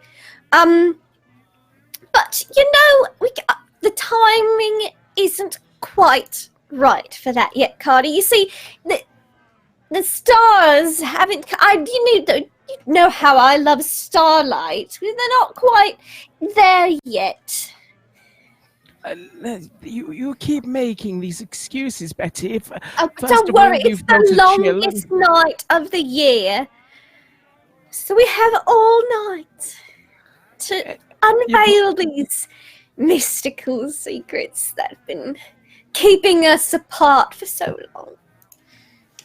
Did you get my etching, Betty? I did receive your etching. You didn't. I expected a telegram, but there was nothing. I was just so taken in by what could only be described as its understand why I sent the backup splendor. etching. I was worried you didn't get the first one, so that's why you know. got the backup. I got the first etching. It was certainly something to behold. I thought so. I was quite enamored by it. It's perfect. It's exactly what we need tonight. And you got the medicine, so you don't get the cramps again, so you don't need to leave early. Because No, That dinner I've was got quite expensive everything. last time. Yes, well, I've got everything that we need for tonight. What's that behind your back, Betty? Oh, You this! Well, it's, my bouquet. And, give me a spot hidden check. Mr. Cardigan. I passed. Standard success. Excellent. All right. She did not quite pass. So I was going to go by degrees of success. So you see she kind of snatches up from behind with her other hand some flowers off the bed and holds them out. My bouquet! Betsy, you know I'm more observant than that. I found your perfume after one sniff, didn't I? You did. That you did. Very clever of you. It's a surprise for tonight. Yes, it's the garter. That's exactly what it is. He'll kind of cover his mouth a little bit. Okay. Well, do you want me to wait here? I can wait. I'll be wherever you need me, Betty. It's fine. I've got everything under control. If you could just check in on the other bridesmaids for me. You know, my cousin likes to gab instead of get to work. Should never let her be long distance in the book club. But if you just check in and make sure they've got all the candles set up for the ceremony, that would be just brilliant. She kind of cups her cheek with her hand. Okay, Betty, I'll be waiting. Okay. And he'll kind of put in a hand another bunch of sonnets that he's written. Just a little bit casual reading. It won't test you or anything, but I did spend a lot of time. A lot I'll of be time. sure Betty. to read it. I'll incorporate them into the ceremony tonight. Oh, be still the beating heart, Betty. Oh, thank you so much. Well, I'll leave you to make yourself look beautiful. And he'll whisper in Betty's ear, not that you don't need any work. You look fine. Too sweet. Now, you check and make sure they've got all the candles set up. And she's kind of like closing the door. Love, lots of love. Kiss, kiss. And she kind of closes the door. And he'll kind of stand at the door for a second. She really loves me. You've done it this time, Cardigan. And then he'll take himself downstairs. Excellent. And you bump into Mrs. Brown. As she's angrily paging up the stairs. Hey, careful, you'll give yourself probably another stroke. Is everything okay, madam? No, everything's not okay. Get out of the way. I got work to do. You should be working at your age. You should be in an institution. Where are you headed, Chin? What the hell did you just say? I said, it's people like you that are a foundation of our society. Yeah. Can I assist you up the stairs, or? Oh, well, I've been asked to make sure people are ready, and you don't look very ready. Do you have another outfit? What? You don't like the flowers? That's what. This is your formal outfit. Yeah. Yeah. Anyway, I ain't got time to talk to you. I got work to do. Bug off.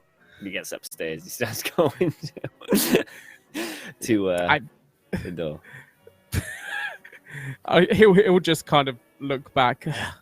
Smelled of piss anyway. And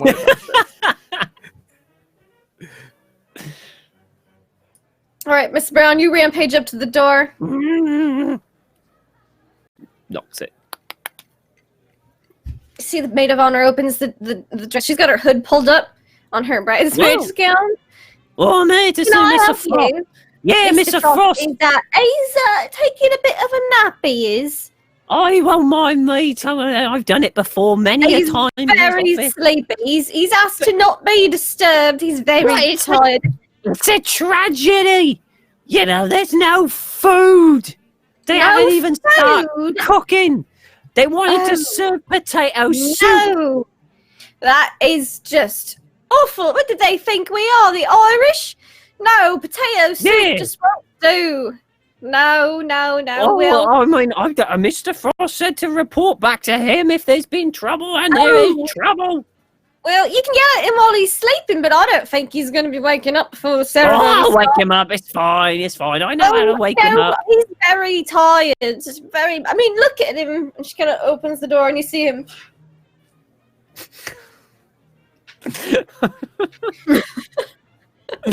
Oh, he always sleeps like that. It's fine. I'll wake him. It's fine. There's a specific way to wake him up. Only I know, because I'm his secretary. Excuse me. It's like, well, you know, it's because head you're his in. secretary. I mean, I know Mrs. Frost had passed on a while ago, but all right. Yeah, it's fine. It's fine. I got it. And what you gotta do? Hey, come here. I'll show you how you do it. I'll show you. All how right. You gotta go up to him really, and you go gentle. You go gentle in like this. You go close, and you go, Mr. Frost, Mr. Frost, and slap him across the face. You slap him across the face, and his face just turns. He does not wake up. Oh, that usually works with a few swear words afterwards. Maybe I should try it again. Oh, he's very tired, he is. Oh, did he take his sleeping tablets? Yes! Yes, they did. I'm the one who's supposed to give him. I've got it scheduled right here. When he's supposed to take him. Oh, I think it must be all the wedding stress, you know. The ceremony has to go off perfectly. All right, well, we've got no food. So we're in trouble. No! There. Yeah, so, I mean, I went down and the chef didn't seem to really care. Maybe I should talk to the groom. Maybe he'll get a better way of doing it. Why don't you do that? Why don't you talk to the groom? All right, I'll do that. Just make sure he wakes up in an hour or two. Putting on her makeup, and you see she's still. Yeah, I think you've done that, cheek love. Yeah, that's all right. Yeah, why don't you do the other cheek? Emma. Yeah. All right, girl. You make sure he's like, and she pinches the cheek. All right, right. I'm gonna go to the groom and see what he can do. Make She sure pinched he's the maid of fine. honor's cheek or the bride's cheek. The maid of honor. Okay, she's just like, oh, you. Yeah. All right, I'm off. All right, make sure he wakes up before the ceremony. Of course. All right.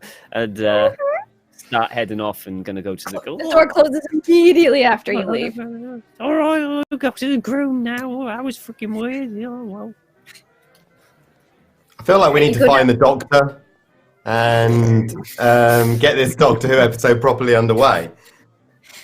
All right. You all down in the common area where the bar is. You notice it's getting a bit colder. The snow. It started to snow outside. And even sitting next to the fire hasn't gone down any, but it's gotten chillier. It's noticeably colder.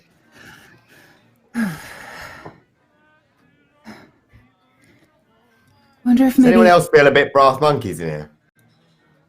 what? Carl. Oh, Stan. Yes. Yes. Really quiet. Like the fire's on and everything. But it's not really working, is it? What? You know? That's not what fires are. No. What Like do you it's, think it's like fires are? you can see it moving, right? But Well, yes. you know, we're not any warmer from it. It does appear insufficient in its function. I mean, as I fire don't goes, think it's kind of rubbish. But Fire's it's quite fire. high, so we should actually be quite warm, you know. But we are It's just rather actually very peculiar. cold. Maybe. I completely forgot to bring a coat with me. I'm wondering whether I should go and visit Emma and see if she's brought some extra something or other. I mean, what, the bride? I Hmm. think she's upstairs, apparently. What's his face? What's the creepy guy? What's his name? In with the etchings. He was going up to see her. He I might don't know. I know. didn't write it down in the book. He's walking down probably a good choice. currently. He's got the biggest spring in his step ever. You're really quiet. Hello? Is that better? Yeah. Oh, much better. He's got the biggest spring in his step. He's strutting down the stairs, whistling to himself. Well, I think he's just had another etching done. Ladies and gentlemen, the bride and groom would wish you to get in their spaces quick as we can. Lucy, could I borrow you a second? Lucy, please, darling? Of course you can. I mean, I suppose if Betty asked for it. Yes, Betty asked for a quick favor. And he'll kind of whisper into it. She asked that my nameplate be moved next to hers. Move whoever off the top table to fit me in. And I don't know that screenshot's really...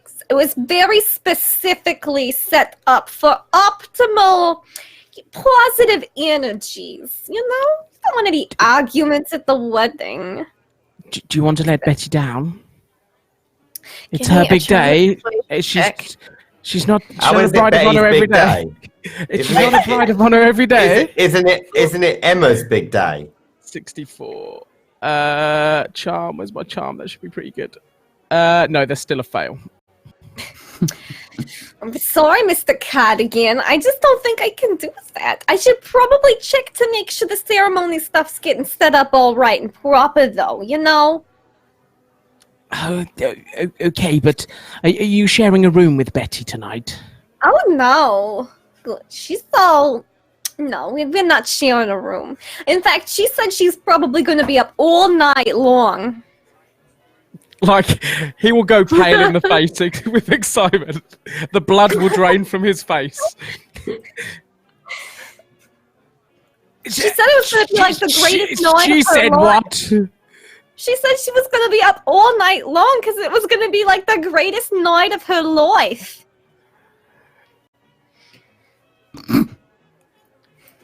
Okay. I can see him having a heart attack.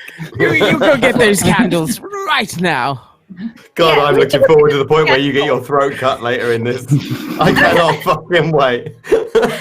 And anyone who looks into the Great Hall can see that hundreds of candles have been set up and are starting to be lit. Oh, well, that just seems like a fire hazard. That's more candles than... Is there a reason why we're burning most of the wax in Switzerland? Why don't they just light one? Why don't they light one big fire? Love it's very burns like an eternal romantic. fire. Yeah, I think we've got at least 600 candles and then, 2 for every person attending. Why is Why that do we then? need 2? I don't know. I didn't make the plans. I just know them. And they have to be set up in specific concentric circles. Is there It's a... probably to show It's the burning gotta be heart more. of 2 people coming together to make one. It's beautiful. It's poignant. That sounds like a lot of Lindy. rubbish, but maybe people believe that. Yes. People I tend to believe happen a lot to of know that Miss Brown has both anthropology and occult on her sheet. Mhm. Yes. Maybe something might occur to her Yeah. when she hears about this The arrangement. concentric Yeah. circles and the 600 candles set up in concentric circles does sound a bit odd. You can give me an occult check or an anthropology Okay. check, depending on Ooh, what kind of answer you're wanting more. let's go with the cult because this seems very Okay. peculiar and the fires tip me off. Mhm. Ugh. That didn't Yeah, roll and more properly. frost starts to kind of creep in on the windows. And this is when Miss Brown also kind of... Oh, no, you're going to talk to the groom. So we'll get that. Yeah, that's a pass. All right, so you got a pass on occult. You've read some folklore. Something about some folklore from Siberia. You found it very interesting, almost like a journal that you read. There was a specific ceremony that they would do on winter solstice to appease this being that they worshipped. The longest night of the year, the coldest night of the year. Just a regular success or a hard success? I don't know the difference on this sheet. I rolled a What'd you 51. roll? Okay, so probably just a regular success then, because you can't I'm sure you don't have 100. So, so yeah, you've heard that they did like there's a lot of ceremonies with like they light a lot of candles, or in one instance you read they used like bonfires. That was like a big deal. But concentric circles, it could be. I mean, it kind of jogs your memory of that. Something that some people in Siberia did probably a couple centuries ago. Oh, it sounds like some sort of old folklore, Siberian solstice ceremonies or something. I never used to recall this sort of thing. Where's the bride from? Like that in a book club. So because Snowy's not from Siberia. Is what's her name? Emma? Where's she from? Do anyone know? Miss Frost, her father is British, but you've heard that her mother was Russian. Oh, so maybe it's like a traditional Russian wedding thing then, you reckon? I'm not sure it's a wedding ceremony. It seems very peculiar to me. What's more? I don't understand the symbolism behind all the candles. I mean, surely if you need that much light and heat, you just light one big fire. It's much more cost effective. Who's ever heard of a wedding bonfire? If we were renting the venue, they would not let us set a fire in the middle of the Great Hall. Oh. They said it was very short-sighted of them. You know, because there wasn't like a fire pit there. They said, so we just lit a bunch of candles. We want the deposit back, maybe. Oh, yes, that would make sense, I suppose. What's more romantic than Siberia? Two freezing cold bodies clinging to each other for warmth? That's the Almost perfect everything? symbolism. Almost everything. What kind of poetry did you write again? Love poetry about two souls entwined and longing and lusting for each other. What, in a romantic and entwine. I'm afraid I must shatter your perspective on this. I'm afraid if they don't entwine, you're not doing it quite right, and they'll give her a wink. Also, any kind of romance that occurs at this kind of temperature is going to be most unsatisfactory from a biological point of view, if nothing else. Now, trust me, you don't know much about romance. Sorry, in my mind, Virginia just pulled out Frostmourne and stabbed him with it. Lucy looks a little disappointed too. She's, but it can make other things really interesting. There's only so much you can learn about romance for the book, and to be honest, if there was going to be a book about it, I would probably write it. Oh, because you're a published poet then? Yes, and he'll pull out another copy of a collection of his sonnets. Can I see? Yes. Oh no, yeah, you better take it. Actually, yeah. No, that's much better. Oh, let's have a look. It's a badly bound. No, it's fine. Let's have a look. Are there any etchings in the sonnet book? There is an etching of himself, like leaning thoughtfully, looking off into the middle distance. Massive vomit. Yeah. Think like a David Brent album cover. Oh god.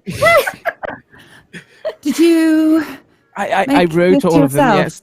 Oh, well, no, it's published. I hired the publisher myself. It's a little place. He runs his own business. I look at him with such pity when he says that, and just hand the book back.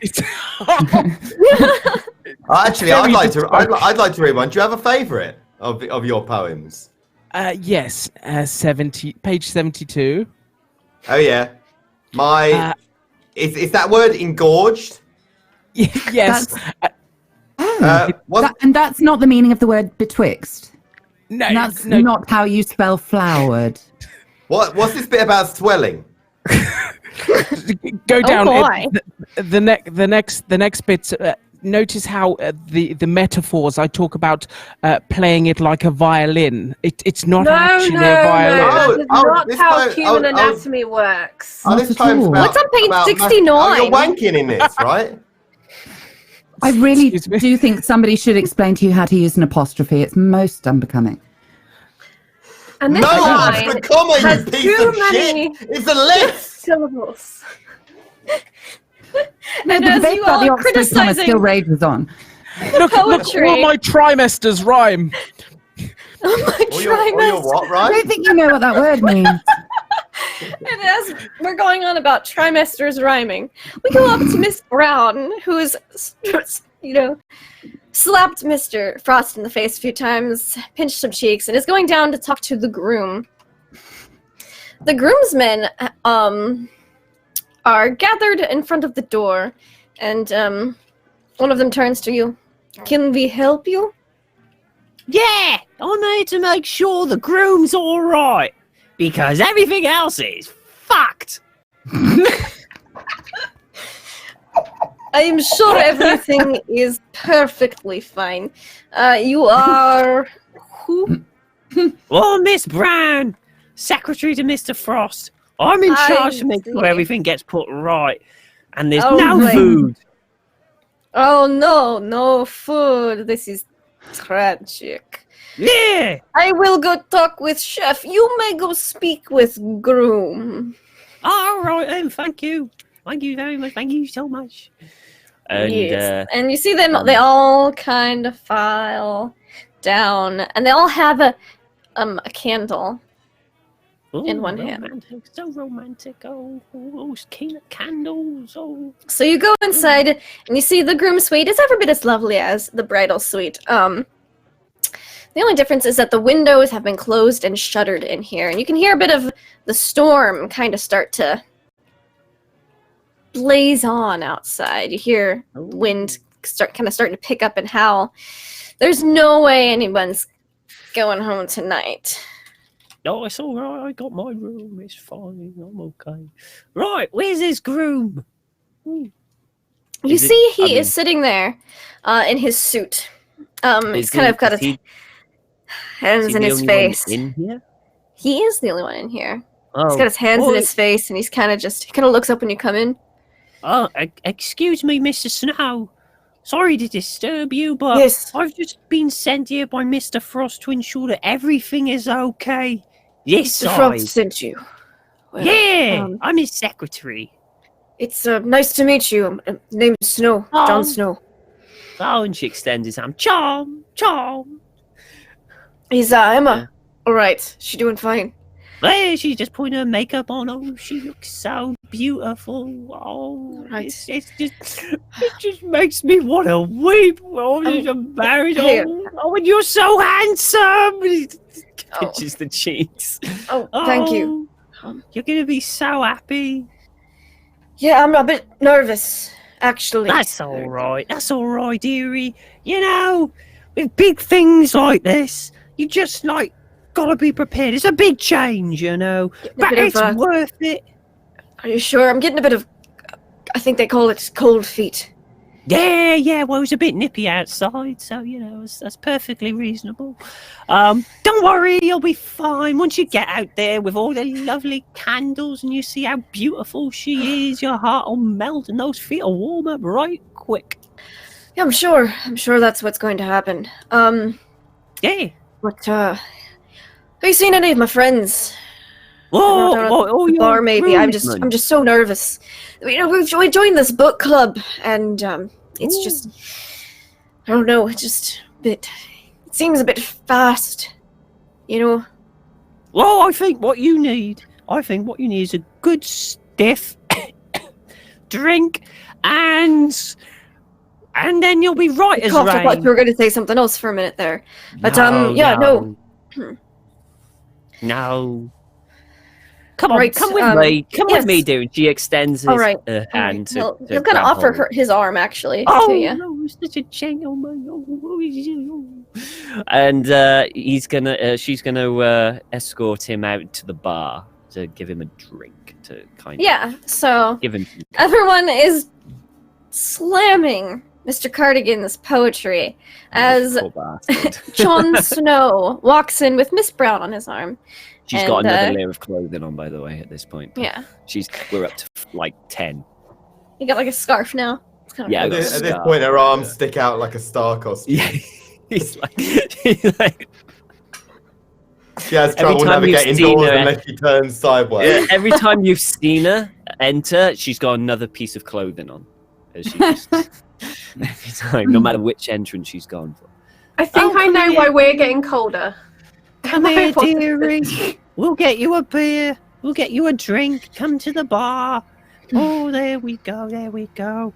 Now this guy makes a mean drink. Is the barkeep still there? The barkeep is still there. He's still kind of mean mugging Rudyard. What would you like, Mr. Snow? Just a beer. Beer would be fine. You'll have a beer. I'll have a pint of bitter. The bartender kind of nods, starts pouring the drinks, and John notices his good friend Richard Hoxton. Hey, Snowy. Have you noticed? Dick! I Beg your pardon? No, it's my It's name. it's good to see you. Yeah, how I you wasn't sure if been? you'd make it for the wedding. Yeah, I want. I mean, there's a, yes. I honestly, I had to leave London for a little bit anyway. It was getting a little while, but this is a bit of a weird to do. Have you seen the candles in there, by the way?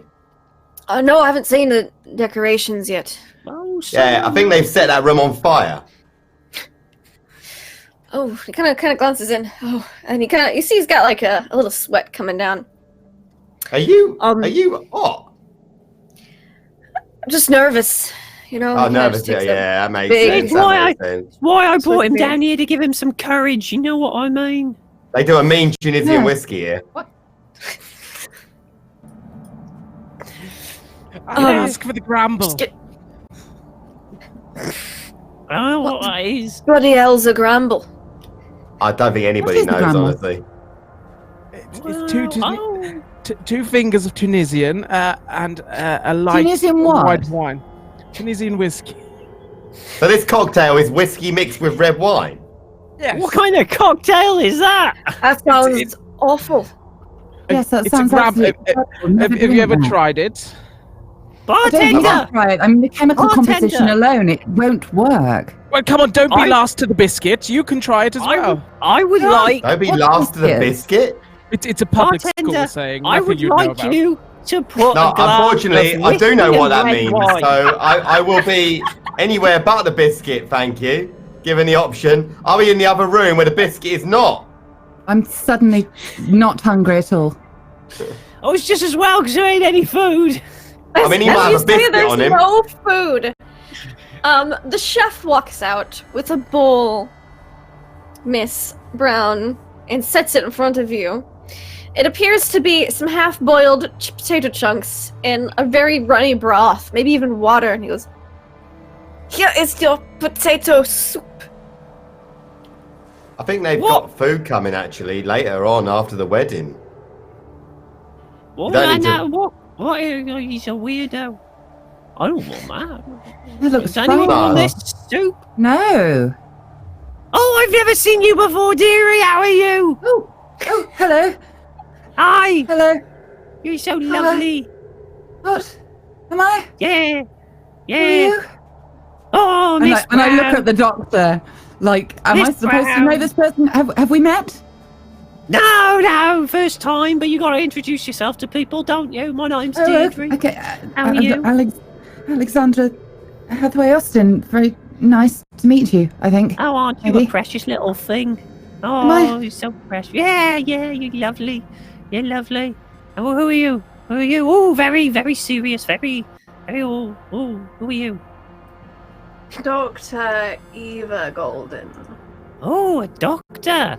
Doctor, I do have a question. Mr. Frost, I think, might be a bit unwell. You've come to exactly the right doctor. Little did you know, you found precisely the only doctor in all of Switzerland that can help with this. That's awfully convenient, isn't it? I would be Oh, very Herbert happy. West, it's so nice to have you here. Right, doctor.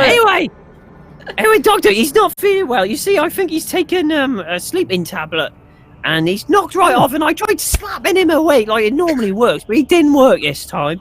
I think he took too many. So, have you got anything to like wake him up? I shall have a look in my suitcase. Where is the gentleman? Oh, he's up with the bride. Oh, she's so lovely. She looks so Delightful. I really Which should go and room? say hello before the ceremony. Yeah, let's all go together. I'm sure she'll be lovely. It's so lovely. This is Yeah, the come on, bride and nurse. girls. All us girls. Honestly, I'm quite excited to meet this Betty, actually. No men allowed. John's just shaking his head like, no, you don't want to meet her. I've heard so much about her, though. Snowy, apparently this one's going to marry her. Oh, is it like, now? congratulations. Not condolences, I suppose. Does she know about it? No, not really. I've just been and seen her. I hope she's promised me. We're going to be spending a lot of time together this evening. Why would you question? You've been interested in a book for hours, and now you're questioning my sex life. I'm not questioning it. It's just morbid curiosity at this point, really. I have had sex with numerous women on countries. Oh no, this is no, this is inappropriate for such an occasion. Congratulations on performing your most base function. Now, where is this gentleman? Actually, I have to say that's probably the pinnacle of his function. You are possibly quite correct.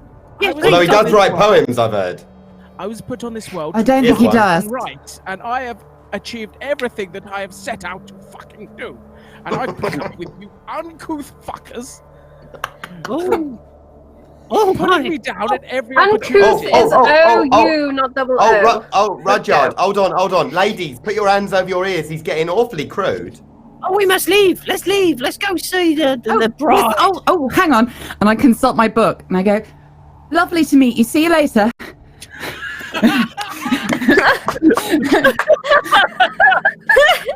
And that's it. I'm done. And I'm spent. Oh, I need a cigarette. Okay. I feel really, really good right now. Ramble, please. I can't tell if this is bullying or not.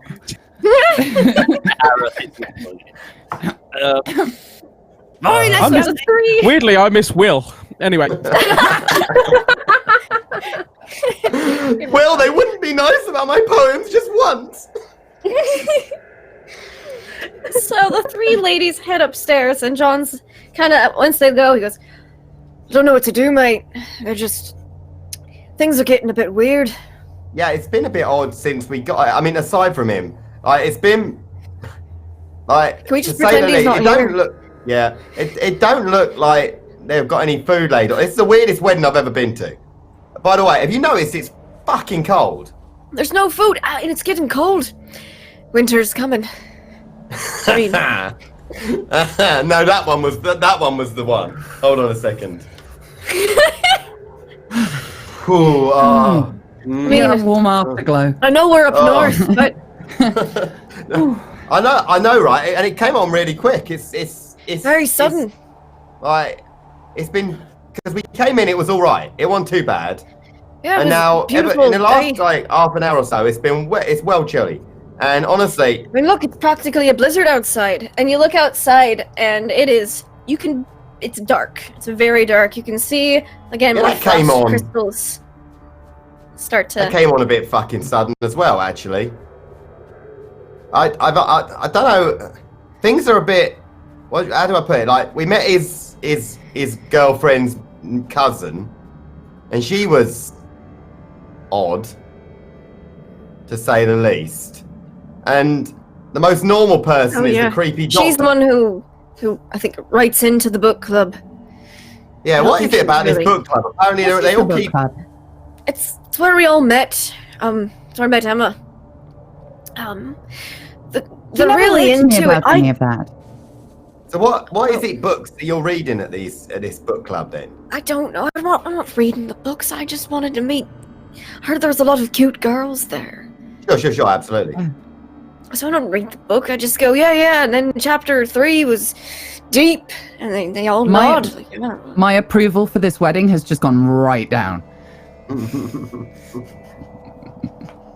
But aside from that, right? Like this doesn't seem like the girl at the front desk is like mental, to say the least. Like she's right on edge. Okay.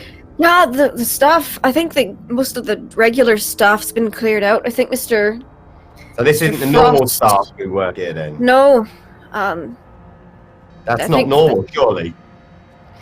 I think they Isn't wanted it? to control everything that was going on. You know, make sure the ceremony went perfect. So they brought in their own. Except By for the way, I haven't yet read heard about one this. person use the word wedding. You're upstairs. They keep saying ceremony. Well, yes, Wedding that's traditionally ceremony. what happens. No, I know, but like, in it a little bit weird now that you mention it, that like, no one's actually said wedding at this wedding. I mean, I've said wedding at the wedding, but Not you. Everyone else. no one's called it a wedding. They've said ceremony a lot. Oh, and there's no food. I'm starving. Well, there's this potato slop they brought out, but I'm not.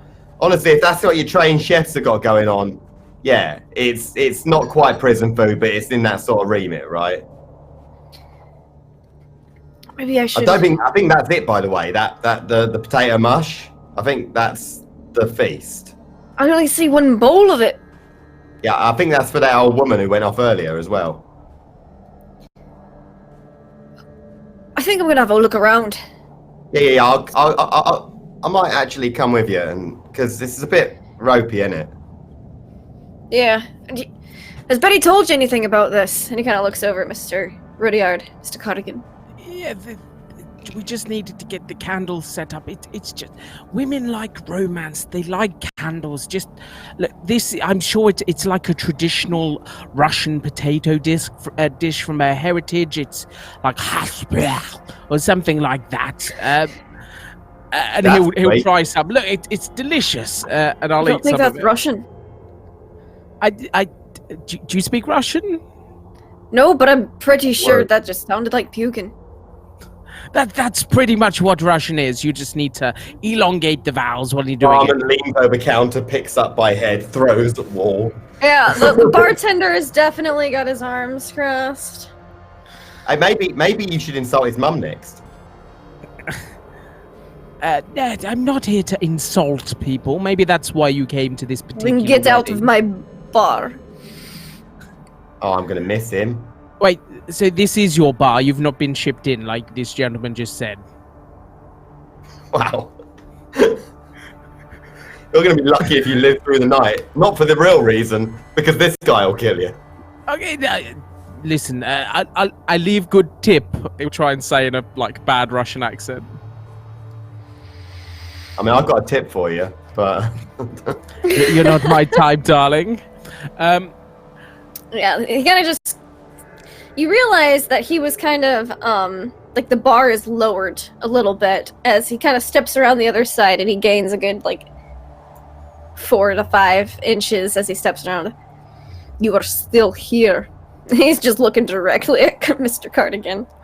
I'm gonna kind of move myself so like these two are between me and the barman. I am gonna move out I'm of not the way. fighting him. I'm Yeah, gonna... no. Come on, let's go to the kitchens. Let's see if we got food. Yeah. I think Yep. we've got the kitchens. That sounds brilliant. Kitchens, yep, alright. And we'll whip off to the left, possibly at a sprint. Now, Sergey, was it? Just I thought it was Ivan. He's calling him different names every time. Vladimir. Listen, I did not. Russian stereotypical name, wasn't it? Listen, Smirnov. Vladivostok, wasn't it? Yes. I mean, no offense. I'm just slightly more of a higher culture, and sometimes I don't know how to speak to people such as you. You'd think with more culture you would have better manners. But seeing Yes. you are very uncouth, which does not have 2 O's. Would you like some shitty potatoes? And he offers him the potato dish. Here, I think you should have shitty potatoes. And he grabs the bowl, and he's gonna try to deck you with the potatoes. Oh no! With the bowl. Oh, I'm not even gonna That's try an to. I'm gonna take that in the extreme- face. Yeah. success. Right then. Right. You can take 5 points of potatoes to the face damage. This is like the weirdest way for you to die ever. Potatoes. So this is, I have Yeah, 5 it's just- HP. It actually has 5 HP. What's your fucking constitution, like 12? 55, but it says I have 5 HP, so What's your size? size is 60. No, you should have more HP than You should have that. more Like HP than 14 that. or Way more I've HP, got at 9 least. and my size 10. is like 20 lower than yours. Okay, fair enough. But I imagine I like- crumple. Yeah, you crumple. He goes, and like the ball just shatters on your face. He goes, I must get a broom to clean up mess. I hope most of this mess, and he kind of nudges you with his boot, is gone when I return. I just sit there quietly, like being completely fucking humbled. Do you crawl off before he gets back? Yeah. No, stay around and take a really bad chewing. That sounds like a really good idea. I will go and sit by the presents or somewhere with a fucking scowl on my yeah. face. You can sit aggressive like under slam the poetry. presents table, Yeah. surrounded by candles, and they're all kind of humming. The bridesmaids are like lighting the because it's gonna take a while to light. It takes a while to light 600 candles, so they're all kind of humming. Some of the groomsmen have joined in. Back upstairs, we have the ladies. They have just They go up to the bridal room, and it is the door shut. Oh. They're always shut up here. You just keep it warm, you see. Oh. It's And she'll getting knock. pretty cold. Yeah, she's got another layer on. You don't know how it got there, but it got there. All right, so knock on the door here. Yeah, who is it? Oh, it's Miss Brown again. Oh, we're here Again? to Oh, Yeah, Miss yeah. Brown. yeah, we're here to see Mr. Frost, and I've got Oh, friends. he's sleeping again, like I told you. He's Yeah, just taking yeah, a bit of a I know. nap. He is. I know, but Hello, it's when sorry. Oh, Sorry, you brought friends, Miss Hello, Brown. yes. It's just Hello, Emma asked my to name's see me Betty. before the ceremony. I just thought I should pop in and say hello. And who are you? Sorry? Oh, Who are sorry. you? Alexandria Hathaway Austin. Pleasure to meet you. And you want to see the bride before the wedding? I'd like to see my oldest friend before her wedding. Yes, she asked to see me. Your oldest. Yeah, you're not in the bridal party. No. Anybody who's ever seen me try to walk in a straight line and not get distracted on formal occasions, probably it was a very wise idea. Yes, I'm sure it was. And who's this? Dr. Eva Golden. Oh, we Here don't to need any attend. doctors up here. Everyone's well. Everyone's I doing will great. be the judge. He's of just taking a that. nice deep sleep. I would like to give um, her a really intimidating, like. Roll me row as intimidation. the doctor. Right. 53. Hold on. I'm scared. Intimidation. No. Oh, wait. I have luck. Success. Okay. I will spend the luck to get that success. She kind of straightens up her robes, dress a bit, and goes, "Fine, I've got to attend to the ceremony anyway. I'll check up on the bride in a bit. Come in. Cheers, kinda- dearie. Oh, you're so pretty. Walk straight in and go over to look for. Well, she kind of snatches up her bouquet and brushes past you all and goes down the stairs quickly. Oh, what a bitch. Right, this way, doctor. This way. You See, see, this is why I don't go to ceremonies like this. It's all terribly complicated and everybody gets terribly stressed. Mr. Frost is passed out. Eva's Hey. eyes narrow in and she stares at his jugular looking for the pulse. Just like, Are you staring for it or feeling for it? oh, she's staring for it right now as she's like approaching. She's like, Give me a stopped, spot dead in hidden. her tracks. Like, I smell a corpse. Tingling. Is Emma in the same room? Yes, she is applying makeup. Oh, I'll go That is straight over to her. an Hey, my hard darling, how success. are you? Hard success. You do not see any movement of his jugular. from where you're standing. She squints even closer and stares at the tiny moustache hairs, waits for them to flex and see if he's breathing. Oh, that's a magnificent waxed, handlebar mustache. All right, Mr. Frost, I shall look closer. And she'll come and approach, and she'll actually check for life signs. Give me a first aid or medicine check. Ooh. Both are equally good, so that is a 7. So that'll be an extreme 6. Oh, Mr. Frost is in the deepest of sleeps, known as Deus. So how is he? I'm afraid to tell you, Miss Brown, but your employer is deceased. What? I was only gone 5 minutes. Oh no. Emma, darling, are you all right? Is he tired? Emma? No, Miss Austin. That really is quite a lot of blush. I think we need to just take that away from you, don't we? Just take it out of her hand. Emma, darling, have you been drinking again? Because we talked about that. Give me either a psychology or a spot hidden, something to observe your friend. Spot hidden is going to be my best bet. Oh, well, that's a 4. A 4. So you look at her, and she's very cold. She's paler than normal, and her eyes seem to be a bit of a brighter blue than they normally are, and kind of glazed over. Have you been using different makeup to usual? I mean, your eyes look lovely, but She seems to be very dazed. I don't think she's quite well. Is this a wedding thing? Dr. Golden will come across, having kind of noticed Miss Austin's panic, and take in the sight of this woman. Shock, perhaps, on discovering her father is dead? Are you Can I sure make he's her dead? Yes, just Miss grab- Brown, reacted like the doorpost. to the words dead and at all. She hasn't reacted to anything. Mhm. Can I do a medical check? So,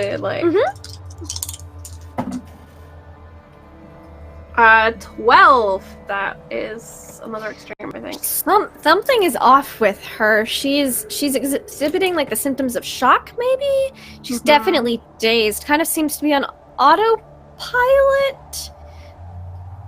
Could be shock.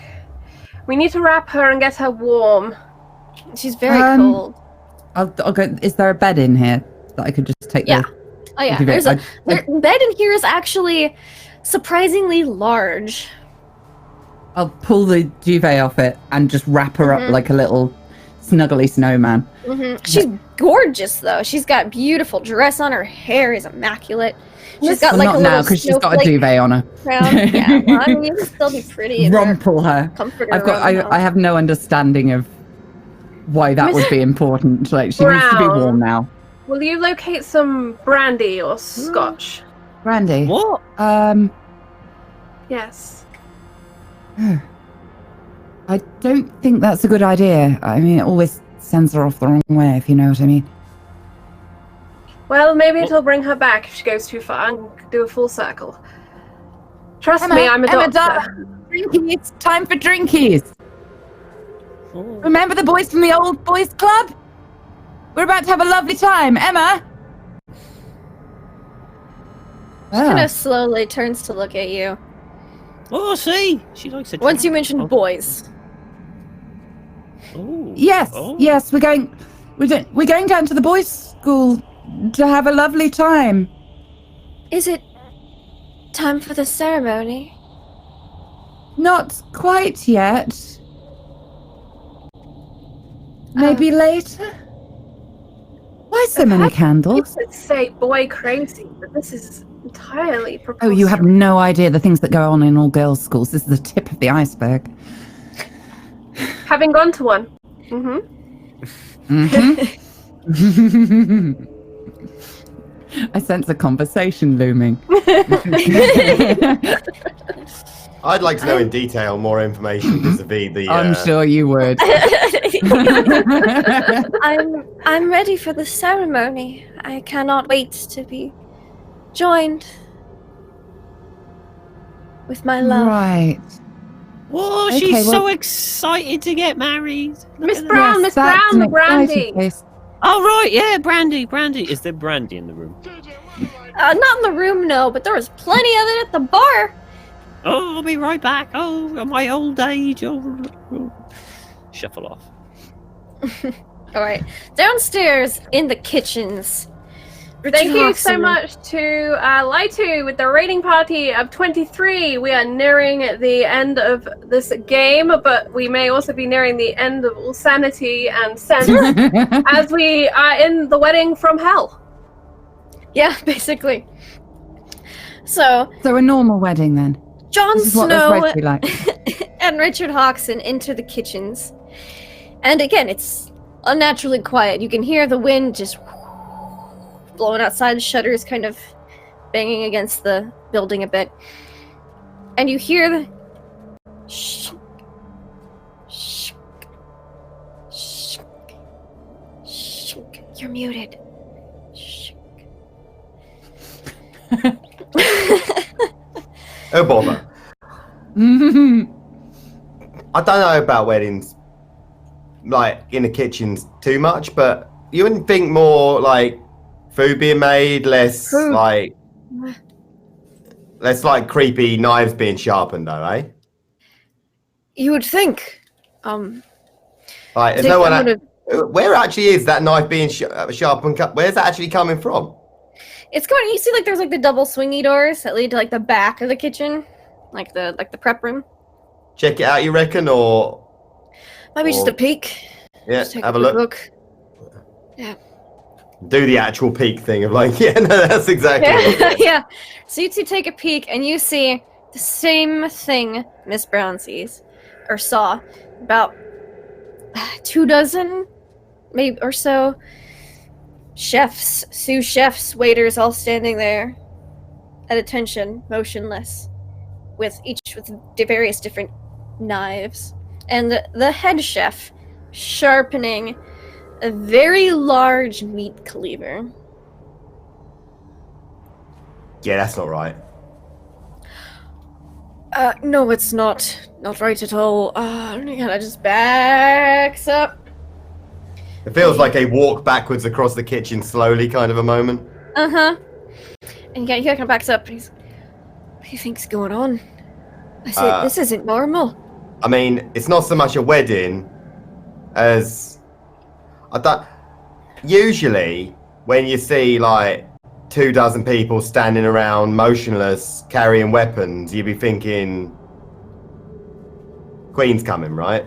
But this case, I reckon We didn't invite her. that's So- probably for the best, honestly. Yeah. Mm-hmm.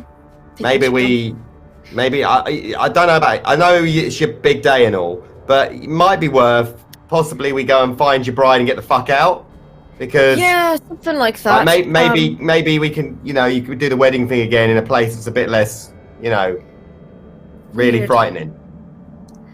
Right. Yeah, and he kind of comes out with you. Mr. Cardigan, Betty rushes past the table where you're sitting next to. Can I say I'm underneath the present table? I've Oh built yeah, myself you're a underneath the present table. I've built a present fort. Okay. Yes, you built a present fort. There are many gifts here. Shh, psst, Betty.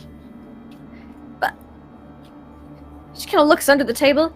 Cardi, it's so good to see you. Oh, you're just the person I was looking for.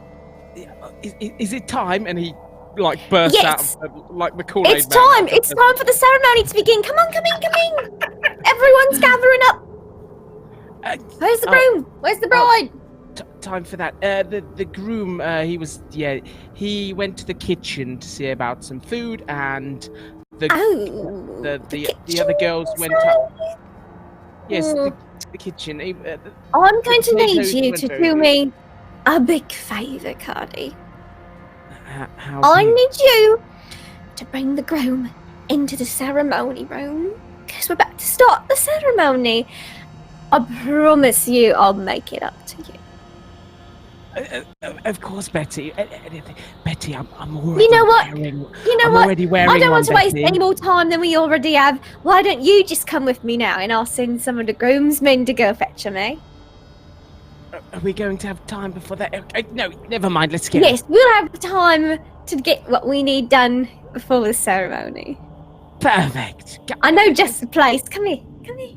She leads you through the room with all the candles, and there's a good number of people crowded in here and gathered in here, like kind of standing in different circles, trying to, not like get any of their clothing caught on fire. And it's getting very, very cold. The fire you'd think with 600 candles in concentric circles in this room, it'd be really warm. It's freezing. You can see people's breath in the air. The temperature has dropped. She's like, come here. It's confession booth type thing. Yeah, we can go in there for a minute, just for a minute. Come on. He kind of looks over his shoulders and kind of gleefully runs after her, like doing the little jump and heel click as he goes. Come here. And she kind of locks the door as you kind of enter this like side closet. And we're gonna pop back over to the bar. You see Nikolai, the bartender's actual name, sweeping up what looks to be the broken bowl from your potato soup. You don't see anyone else there. Excuse me, young man. Could No. I possibly have a brandy? I'm in desperate need of a brandy. The bride is, little nerves here and there. He looks at you and he goes, here, have a bottle. You might need Whoa! it soon. Tell them ceremony is starting. They need to be down immediately. All right, away. Thank you very much. Young man, Nah. you're so cute. Oh. And she, by the way, she's got another layer of clothing on, and then Yeah. she starts heading. It doesn't help. It's freezing cold. Oh, it's so you two fucking upstairs. cold. Also, She kinda takes a start swig of seeing your brandy breath to warm in her there. up, Mhm. and she heads upstairs back to the room. Miss Brown enters the room with the brandy Oh, I've got the upstairs. brandy. I've got the And brandy. Here you go. Miss Brown, you Oh, for goodness see sake, don't. that Dr. Golden has ripped some wires out of like a lamp and has sellotaped them to the temples of Dr. Frost. Oh my And is god! currently taking apart a second lamp and is about to tape those to his chest. Now you understand, Miss Frost. If this is going to work, it will take only a moment, and he won't feel a thing. And she's got a syringe out now, and she's just tapping the bubbles out of it. For goodness sake, don't give her the entire bottle of brandy. She's got no self-control, bless her. All right, I'll give her a thimble. Have we got something small to put it in? Oh, here we go. I'll just find like an empty thing. Ooh, there you go. Little teapot. There you go. Yeah, little teapot. There you go. Here you go, Emma. Come on, open wide. By the way, Here they comes the want you aeroplane. Meow. I try and You give feed her the her. brandy. By the She'll way, drink it, and then she kind of stands up and she goes, "It's They want time." you down. Yeah, they just started the ceremony. Oh, you're gonna look so beautiful. Oh, you're gonna be so happy. I What the hell are you cannot doing wait. with Mr. Frost? Oi! Oh, she's trying to, what did you call it, jumpstart? I am dead? attempting to resuscitate Mr. Frost by means of an electrical pulse to the heart and brain to stimulate its greater functions. With a lamp? The amperage It's amazing is what you can do when questionable. when you repurpose these sort of things. It can often work. Right, okay. Please stand back, I mean- Miss Brown. If you are caught by a jolt, it will certainly kill you. Oh, shit. Okay. It might break the lamp. Quite She right. jumped. Alright. Give me a reanimation check, Charlie. What the fuck is that? Can I use medical? Is that a skill on the, I didn't see that one on the skill. Oh, it's under necromancy. It's under necromancy and next to enchantment. I want a I see. It's right medicine there. No And I want a luck roll. Okay. Before zombies. Are we gonna have Frankenstein's Ooh. monster coming up? Alright. So my luck We've roll got was quite a big 83, problem with this coal. which is a fail. My medical Okay. roll, however, was a hard success. Excellent. So you That's plug like the a slamp terrible into the wall, combination. and the electric pulses through, and you see the body. Can I get electrocuted? But then it sits upright. I make a lot of notes. And now that you see it sitting upright, you see that there is a massive wound in its back. In his back. Looks like he was stabbed, maybe more than once. And he turns up and looks at you, and you realize that his eyes are ice blue now. He's There's a brown alive! Kind of pulls off the wires and speaks. I want to roll Alright, to see if I Savage, recognize what's that. You know what? I actually have a cult as well, so I'm rolling. Yeah. Give me occult rolls. Let's do it. Oh, Good 84. fucking job. This is how the fucking White Walkers began. I knew it. No, not a clue. I haven't got a bloody clue. No one knows. It stands up though, and I offers thought its he was arm from to Kent. Emma. That wasn't that some foreign And language. Emma takes his arm, and they walk out of the room. Oh, don't they Oh. look so lovely? Oh, they're so cute. Come on, we don't want to miss the ceremony. Well done, Doctor. Okay. You've done great. Was that Is this- Latin, Miss Austin? I don't know. I don't imagine it was Latin. It unless was not that was you Latin. trying to. Okay, good. Because I would know some of that. So No, Latin I is your don't second recognise it language. at all. Yes. Yes, definitely Anyway, not Latin. We're going to join the ceremony. Come on, girls. Let's have a fun. Yes, the effects may be temporary. Observe the experiment. I mean, Mr. Frost. What's more peculiar, though, is she walked down there covered in a duvet. Is that traditional? Well, maybe she really liked the duvet. Shock does distract one from reality. Oh, yes. Bring the brandy, just in case. Oh, okay. yes, you bring the whole bottle of brandy. So downstairs, coming out of the kitchen, is Mr. Hoxton and Jon Snow. You guys exit out, and you see that there are 12 groomsmen standing there, coming towards you. Oh yeah, this don't look good. It is time for ceremony to begin. You're needed. What? Why are your groomsmen all Russian? They're in the book club. Oh yeah? That was I feel like you made a mistake there somewhere. Yeah, I don't know why. I mean, I thought I put you down as best man, but you didn't. I did. No, it's never got okay. an It's just RSVP, they're all so- really heavy set, and I don't know if I'm not sure. Like I don't know if we actually want to necessarily go. Like, can we maybe tell you what, lads? We'll be right there. Okay, I just need to do some, last minute. He's a little bit nervy, before the big ceremony. But we just go. We'll be back in 2, right? And you lads, if you wait here, we'll come and find you in 2 minutes. Okay, and after we'll do the old wedding. Give me a fast talk. I fucking will. Hold on, that's like my only proper skill. Come on. Yeah, that's a 83, but it's still a pass. By like 2. By like 2, okay. So, it's a pass, and he goes, 2 minutes. 2 minutes, yeah, that's perfect, yeah. Alright, we'll just... 1 you in a- minute, 55 seconds. Yeah, okay. Start to, walk very rapidly towards the door. Towards... Yeah, where are you headed? We're heading not where the ceremony is, so the front door Okay. probably is the one I'm thinking of. So you get to the front door, and the doors are one door's locked, and you're like, oh no, and then you get to the other door, and you're like, oh, it's open. But as soon as you open the door, you ever have that moment? You're like, no! Oh. No! Oh, good.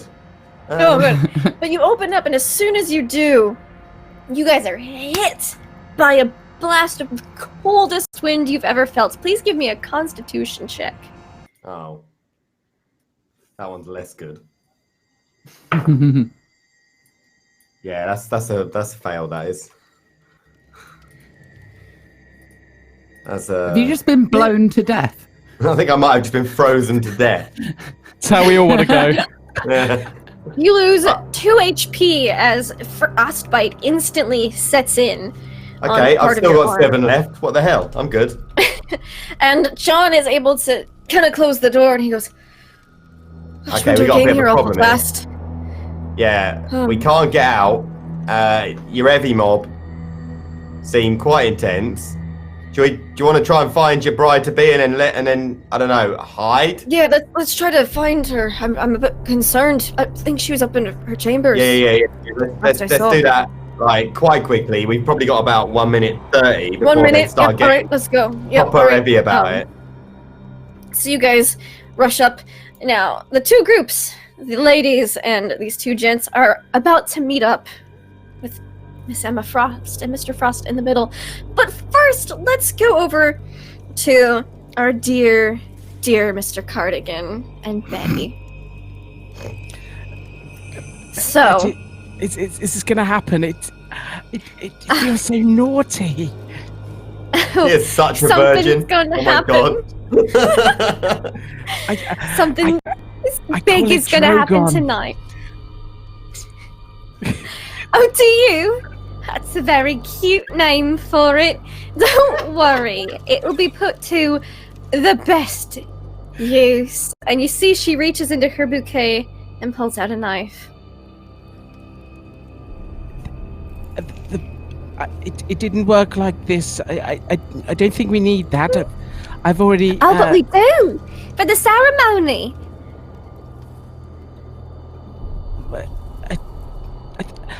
I don't think the hymen works like that. She goes, Gross. Really gross. no, we need Drogon here for the ceremony. So that it's part of the sacrifice, the mass sacrifice that's going to happen to bring our Lord here. What? No, this is a sex thing. I know I'm out the front. I know I'm by the front door, but I'm going to pop up like Nelson in the background and go, and then just fuck back to the front door where things are actually happening. I think no. It is indeed. Our great Lord Ithaca demands sacrifice, and he's got himself a blushing bride with your sacrifice, and of course the lives of all the attendees here. We will be able to have him manifest through the body of Jon Snow. Oh, bummer. Betty, we're meant to. We've snuck away, and you're talking about another man. What is this? No, He's quick, more fool than it. a man. He's a great elder god. I'm a writer, Betty. Yes, I know, and your poems are so great. I've incorporated that one you wrote me to the ceremony. I am a content creator. This is not how this is meant to go. Roses are red, violets are blue. The ceremony must go on no matter what you do. See, I put a little bit of your poem in there. That was Now- page 6. You did read it. I did. And I chose you because I care. You can't pick anyone. You have to pick someone you care about. And that's you. So, come here. And she's going to come at you with the knife. What would you like to do? I'm going to attempt to just do a dainty little dodge because I think she's give got me a little dodge bit. roll. I'm not entirely sure if this is foreplay or not so far. I think we should all no. commend like Hank's really ridiculous laser focus not Hank, in this situation. Oh, you've got a knife and I'm the sacrifice. Oh, I'm a writer though. Oh, I'm competing. Okay, I've got to so compete with I'm another the man. victim and you're the. It's like some sort of weird foreplay. Oh, role play, right? I'm the naughty schoolgirl and you're the master. I got an 87, which is a fail, but you got 100. But So she did get a 100, so she lunges towards you. Well, not at this level. It's more like this level. She lunges towards you, and her knife gets stuck in the wall. She's like, can she reach behind me? And I'm gonna reach in and give her a cuddle, like with the knife stuck in the wall behind me, and give her a little kiss on the cheek. Yes, you can. Oh, it's, sure. Thank. Put that away. It's Roll perversion check. It's our time. We can wait until after the ceremony. Your time to shine for this ceremony, and we're gonna cut away from that to the meeting in the hallway. You three ladies are trailing behind Emma Frost and her father, and you two are walking up in a duvet. The duvet's kind of slipped off. She wasn't really holding it on, so it's kind of just like drained behind her. And he comes up. He's like, "Emma, we've got to go. There's something very wrong here. They've got a bunch of knives." And the ceremony's about to start. It'll be lovely. Yeah, there's a lot more knives than is traditional in a wedding, actually. What do you mean How many knives? knives are traditional in a wedding? Like 0, traditionally, Well, I one feel. to cut the cake. Yeah. Yes. Unless they got 30-something cakes, I think definitely too many knives. No cakes here, no food. Is this bringing in a cult anything with me? That's another small issue about the you food, can make but I think occult that's checks. You can hear some supplemental. music start to play I'm gonna make a call check. from the chair, the 24. ceremony chamber. yeah, that ain't Andal either. Yes, So- that was a 24. I'm gonna assume. 24. Yeah. So with your 24 success, yeah, this sounds really occult. Actually, it's reminding you of a different book you read. And you're not quite. You're like, oh wait, that one involved a lot of sacrifice to bring a deity I'm not here. Usually through a sure. vessel to try to. Yeah, it's weird. Oh, well, that's fascinating, isn't it? What? I don't think we need to be here anymore. I think we should go. The I know. ceremony has Very to quickly. go on. Not to be here. Yeah, I think actually, and at this point, I'm gonna look at Mr. Dead-Eyed Monster. We might have a further supplementary issue to the whole knives sacrifice problem. Yeah, How because well, this guy is. I'm gonna reach out and touch his skin. And as you do that, Deirdre goes, "Get off him!" Yeah. No. Very bad manners of me, I'm sure. He is dead though, right? Like No, not he's alive. alive. The doctor saved him. Right, you I think when you say saved, Well, you mean it's like all brought back to theoretical at life? the moment, 'Cause- isn't it? I mean, it's been hotly debated whether or not that is what life is, or whether the seat of the soul is in the brain or in the energy that courses through us all. It's all fascinating stuff. She used Right, a lamp. Let's get the fuck out of here. Right, we have to go. Come on, Emma. We Hi, can't Mr. do Frost. this Come on, ceremony. we gotta go.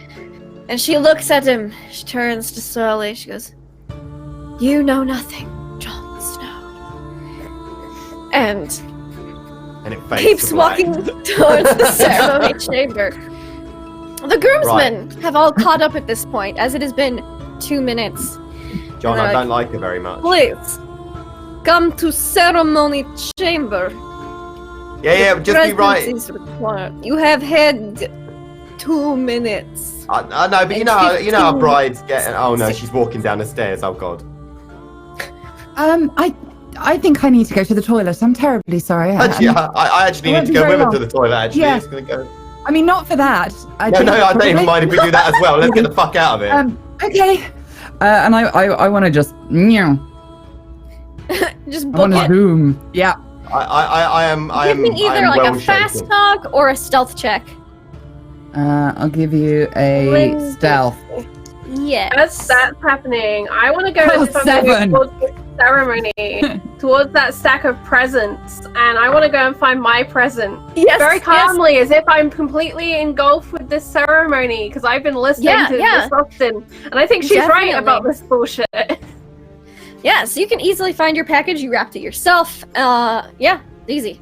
No checking card. I'm gonna unwrap it very slowly. The wedding doesn't have enough knives, Miss Austin. The ceremony needs more knives. I've stepped out of there with a 7. I'm gone. Out. What did you get, Adam, on your fast talk? Oh, 26. I'm good. That's a success. That's a hard or an extreme. Hard or success. something. So he goes, fine. Run to the loo. Find toilet. Where did other go? Oh, I'll bring it right back. lady. Don't even worry. Yeah. Miss Brown, come to ceremony, please. Oh, it's gonna be lovely, but I gotta powder my nose, and I've got to get another jacket because it's bloody freezing in here. Give me like a fast talk, a stealth, or persuasion, or charm. What have I got? I got Accountancy? charm. Accounting. Yeah. You know what? I'll use my persuasion. Let's have a go. Alrighty. Oh, fuck a duck. 87. I'm gonna spend 39 luck. 60,000 points of luck points. 39 luck. He goes, powder nose, fine, but ceremony's beginning. Oh, So yeah, make don't your way worry. to chamber. I think I we will. have. All right. So they escort. John's like, I need to get. See how he does on his check. Can I offer him a sword? A knife? It's like, Yeah. you have a sword? Mm-hmm. You are the Can I- Lich King! Can I offer you a knife in these trying times? Yeah, you can offer him a knife. After I can And, do one of those really short but really sharp ones. Yeah. Is it serrated? What, Jinsu no? Yes. Excellent. So you give him a short serrated knife, and Sure. walk into the ceremony chamber. No. I would like to pivot and find a different direction to go in now that Give I me have arms that- and giving him his best shot. Give me that stealth check, or you try to. And I say to him, John, remember the war. 34. A stealth check, Lindy? Mm-hmm. Alright, hold on. Oh, that's not my sheet, that's someone else's sheet. Ooh, I'm actually good at success at thing. I will spend 2 luck to make that a hard success. I'm on Excellent. So 34 yeah, you're able to be and like, 32. remember the war, John. And then he just goes off. And then you The become girls don't mist. even see you. All right, so the rest of you have managed to bugger off while the ceremony begins. You hear the music pick up, Mr. Cardigan. You hear murmured hubbub and, oh, she's so beautiful. Wow, there's a lot of candles here. Wow. And all that kind of thing. I'm like, oh, are those the waiters? Oh, okay. Well, maybe they're bringing food in during the ceremony. That's unusual. Maybe it's some weird Swiss tradition. It looks like we're having knives for tea. Yummy. So you hear this murmurs, and you're cuddling Betty a little bit, and you hear as she pulls the knife out of the wood, and she's like, "Now then, Cardi, just hold still. We need Drogon for the ceremony." You just. Mother was right about you. You're just a tease.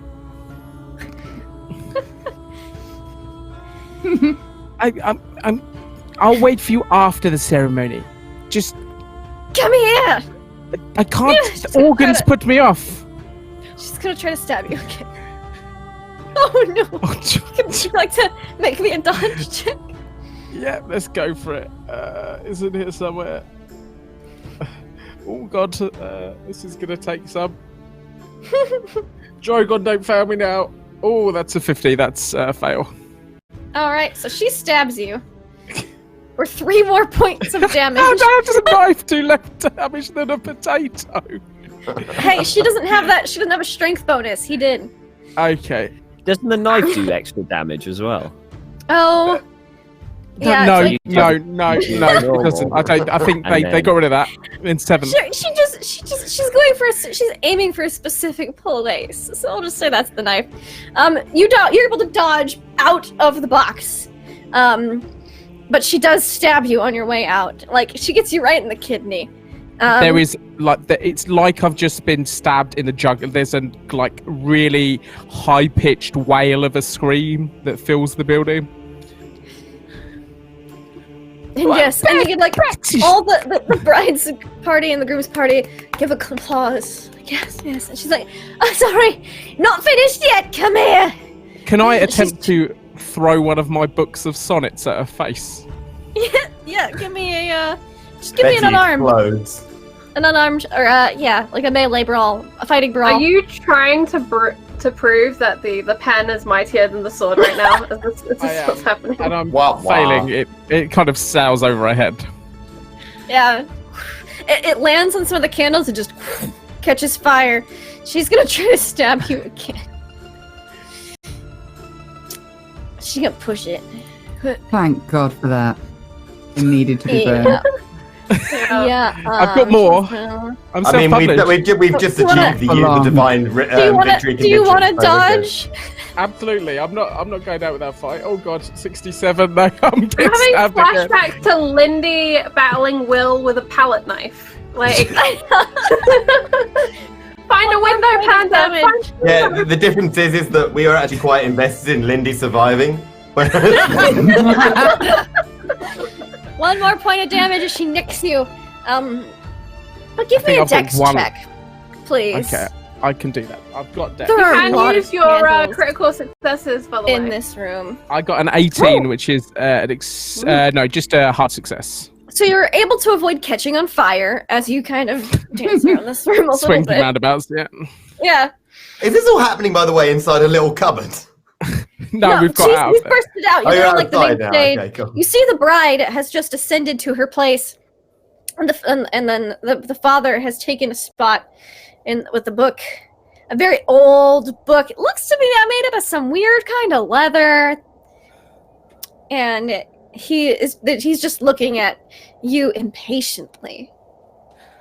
Oh, this isn't right, Betty. This is not how it was meant to go. This is.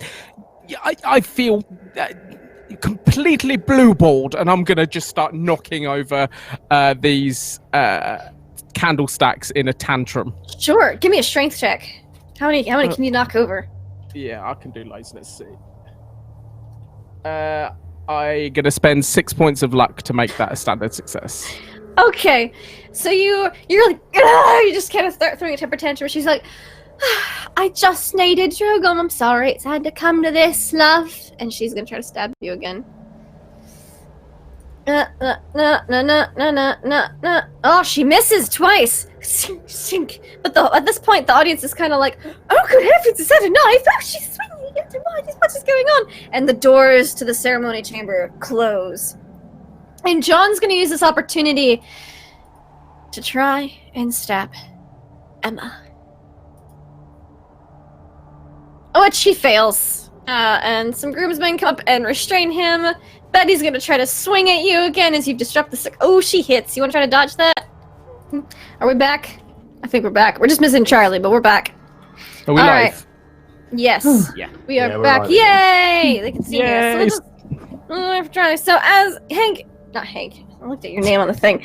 Rudyard Cardigan, as you are stabbed one last time in the opposite kidney, you read out your last sonnet. What is that last sonnet about? It's how that she is beautiful. You are as beautiful as a rose. On the summer's day, we will lay in the grass together, and I will explore your garden. And then he dies. And as the only member of the party who got locked in to the ceremony room, you unfortunately are the first sacrificed. But the rest of you all hear mass screams of panic, and you hear just mass screams of panic. Whether you be skulking away or locked yourself in the bathroom, and if anyone's within sight of the doors, you see red begin to flow from underneath the doors. and crystallize and freeze. And wherever you are in this ski lodge, it gets so cold. You've never felt so cold in your life. And the blizzard that's raging outside stops and freezes. And a weird bluish light kind of shines inwards. The screams stop. And I'm going to have each of you make me one last stealth check. Wherever it is that you're hiding. You're gonna crit. Crit, alright. Damn straight. I mean, I got an 83, but I'm going to dump like my entire luck into it, so that's going to Okay. work. Alright. So, what about Miss... I passed. Yeah, passed? but passed. Just. Alright. Hiding about Miss in the loo, Eva I'm Golden? assuming, with my new Sorry, friend. Lindy, what were we rolling? A stealth. One last stealth check. Fail. Okay. Despite the fact that we told them we were going to hide in the loo, they didn't check the loo. I know. So, weird choice Actually, on the part of the green can I push it as I... Most certainly can. Let me think why. Because I'm super spooky and I just reanimated someone and I've got badass vibes. Seems accurate. Nice, not fail. Okay. Oh. So, the ladies are hiding in the women's loo, and Mr. Hoxton is hiding in the men's room, and ice creeps in and covers every surface, and you hear footsteps, heavy footsteps, as they walk past the stall Miss Brown is in. They pause at the stall Miss Austen is in. And they open the door to where Dr. Golden is. And Dr. Golden, you see Jon Snow, but his hair has gone stark white. And his eyes are cold and blue, and you swear he's a foot taller than the last time you saw him. Can you give me an occult check? I have no points in occult. Okay. I thought you did. No, it's Miss... It's Miss Austen. Yeah, Miss Austen. So you just see this, and you get this unnerving sense of... Can you give me a sanity check? As you gaze upon this transformed Jon Snow. Fail with an 83. With gazing upon the human embodiment of Ithaca, you're going to lose 25 sanity as he touches you and you freeze. You guys hear and you see frozen feet underneath the door as she's dragged out of the room.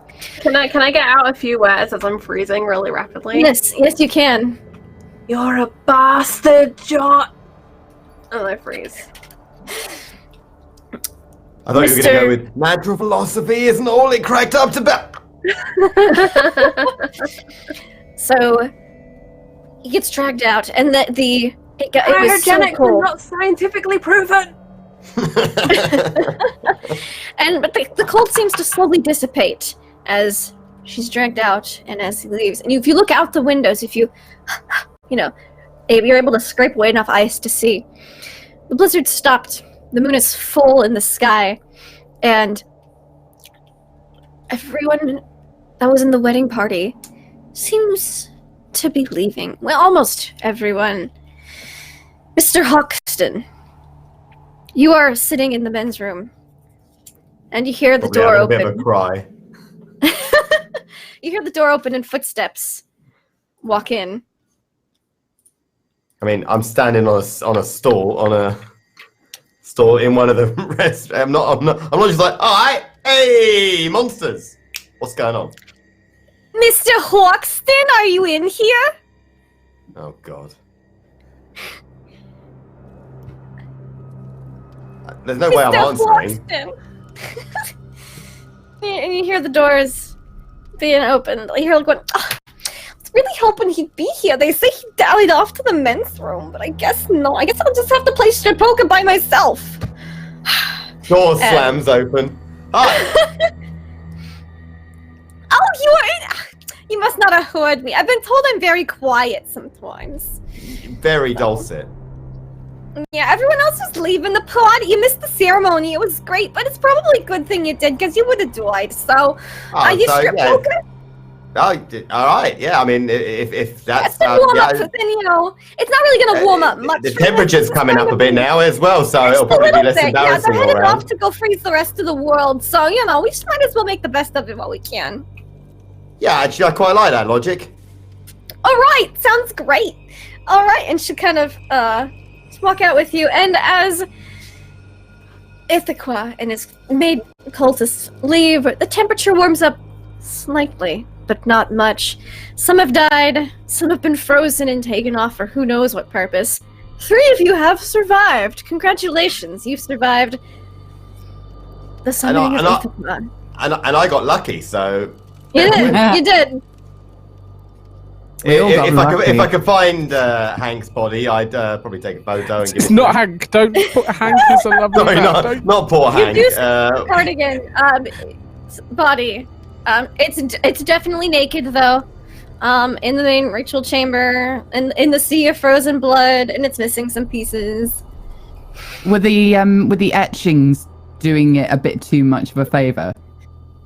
You know what? Actually, flattering etchings. They weren't. Those were good etchings. Oh my! Oh my! And you see why he may have been selected for the ceremony. There's one purpose in life. Definitely shouldn't have sent him those pictures. It's like a battle axe. Doesn't look like the response was what he was hoping. Not quite, but congratulations, those of you who have survived to live in a now frozen wasteland world. Yay! So let's all go around. Let's say who we are, where we can find you all, and what your favorite part from today's episode was. I guess I'll give it a start so I can let Charlie do the official wrap up. I'm Lindy. I'm Laugh Love Lindy. You can find me on Twitch, Twitter, YouTube, etc. I loved all the inter-party banter you guys had with these characters. It was cracking me up. I was like, man, I really want to get with some plot, but oh my gosh, this is so great. This is like gold. I love it. I also adored Tom's little old ticket booth lady. As soon as he put that in the chat, I was like, yes, I've wanted him to play this character for so long. So He's was not the Messiah. brilliant. He's a very naughty boy. I loved it. It was absolutely brilliant. You all were amazing. Thank you for letting me DM. I had fun as well, and I can't wait for next week's Tentacle Tuesday when I get to be a player again. And there probably won't be any weddings. I don't know. I've made no promises about Carcosa. But yeah, that was it. What about you, Amelia? Where can I find you? Hello. I am Amelia Tyler. You can find me under Amelia Tyler on Twitter and now on Twitch, because I'm doing that streaming thing now, apparently. That's been quite the ride. I liked all the inter-character stuff that you could never have predicted, and the unlikely friendship between my character and the Doctor was really fun. Like they could be, if she'd lived, the coolest, weirdest little old ladies in the whole world. One of them is the coolest. Yeah. Get out. Reanimate me. Oh, maybe that'll be Alexandria's life's work. She's gonna have her shipped home and try out the reanimation techniques. You're an experiment now. Congrats. My final form. Yes. Oh, it's gonna be glorious. Messy, glorious. I'll get published. Which is more than some people can say. That's true. Lovely, lovely. Well, thank you for playing today. Speaking of lovely, we also had really quickly before we get to lovely in chat right now. We are giving away some dice. We hit our retweet goal! !loot if you want to be in for a chance to win some tabletop loot dice. Cast may enter. You are allowed. It is completely random. Moldark picks the winner. So that is going on right now. Now, Lindy, you had a segue going on. Who is lovely? Yes, I was going to say, speaking of lovely, we have Gareth with us this evening. Again, this is weird. Thank God Will's not here. I had fun. And I'm just glad that I can collectively share my talents as the encounter gimp, where everyone can whip on me and mock me. But I had fun playing a garbage human being today. It's like a big, so gross. stupid, gross, horrible man. You're And so basically- noble all the rest of the time. Like, you're basically like the fucking paladin from our main campaign. Yes, that's why I enjoyed playing someone disgusting. That's really. What's alarming is I know him. I know a lot of him. Everyone knows a Rudyard. Yeah. And like this whole session was just a lesson never to send unsolicited dick pics. Dick pics. If Because it ended the world. chosen as Yeah. the sacrifice. Yeah. So So summon just, as the quest to just don't do it. get married. I'm Gareth. I'm Suddenly Pandas in chat. I'm Scarstar on Twitter, whatever. But you can reach out to me. You chat to me. But like all these guys are much better and do much more interesting things than me. So check them out. Especially Segway. Yeah, you should check out especially our very short, very attractive, fast-talking con man, Richard Hoxton. No, that was super fun, and yeah, it was really fun to play an adverse character to the usual stuttering, highly educated gimp that I play on a regular session. I for some reason every character I have has antipathy for every character that Panda makes. It doesn't really matter what happens. There'll be a point when there'll be some sort of like snipey little bitch fest that'll go off between the two of them. And I always fucking lose. I think even if I made the character, you just fucking talk me to And this time we we use all London know- facts. It's just sexual tension. Yeah, that's all it. it We is. We need to have a meeting. If anything, we're too close, and that's the problem. I'll rearrange the Uh-huh. overlay next time. Our souls entwining and what have you, just right? put a little biscuit between us. We there need we a go. normal overlay where Oh. separate the two of them. Oh, that was a horrible moment for all of us. That was. That's an image that doesn't rub out. Nobody Call of says. Cthulhu Nobody on says. Obvious. Twitch and Call of Cthulhu on Twitter. I stream horror games. Still less scary than the whole biscuit thing. Definitely, definitely. Speaking of the biscuit thing, Tom. Wow, I like that. Yes! See, if Lindy does the segue, it works! None of this bullshit talking about this delight crap. I'm also not British. I don't know what the biscuit thing is, and I'm gonna have y'all explain it to me afterwards. You're Actually, not gonna I. really regret that. I'll get a Not me. Not me. Oh, sorry. Google it. Hang on, I'll find us some links. Welcome to hell. Biscuits, Tom. Yes. Thank you, Lindy. Thank you. I really enjoyed it, Lindy. It was a lot of fun. I absolutely adore your Betty accent. Betty. I don't know what Oh, it is about it. I just love it.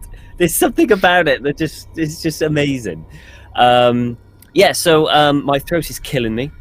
But I did want to play a kind of old woman, kind of Monty Python-esque, They're so which was a much lot of fun. fun to do. Oh, it Old was ladies brilliant. in Call of Cthulhu are so much fun Yeah. to play. You know, Old and you can ladies get away generally with is so much fun. anything. This bit's get away with definitely this anything. bit was like your fucking like Yeah. Easter resistance, honestly. Yeah. Thank you for teaching me that.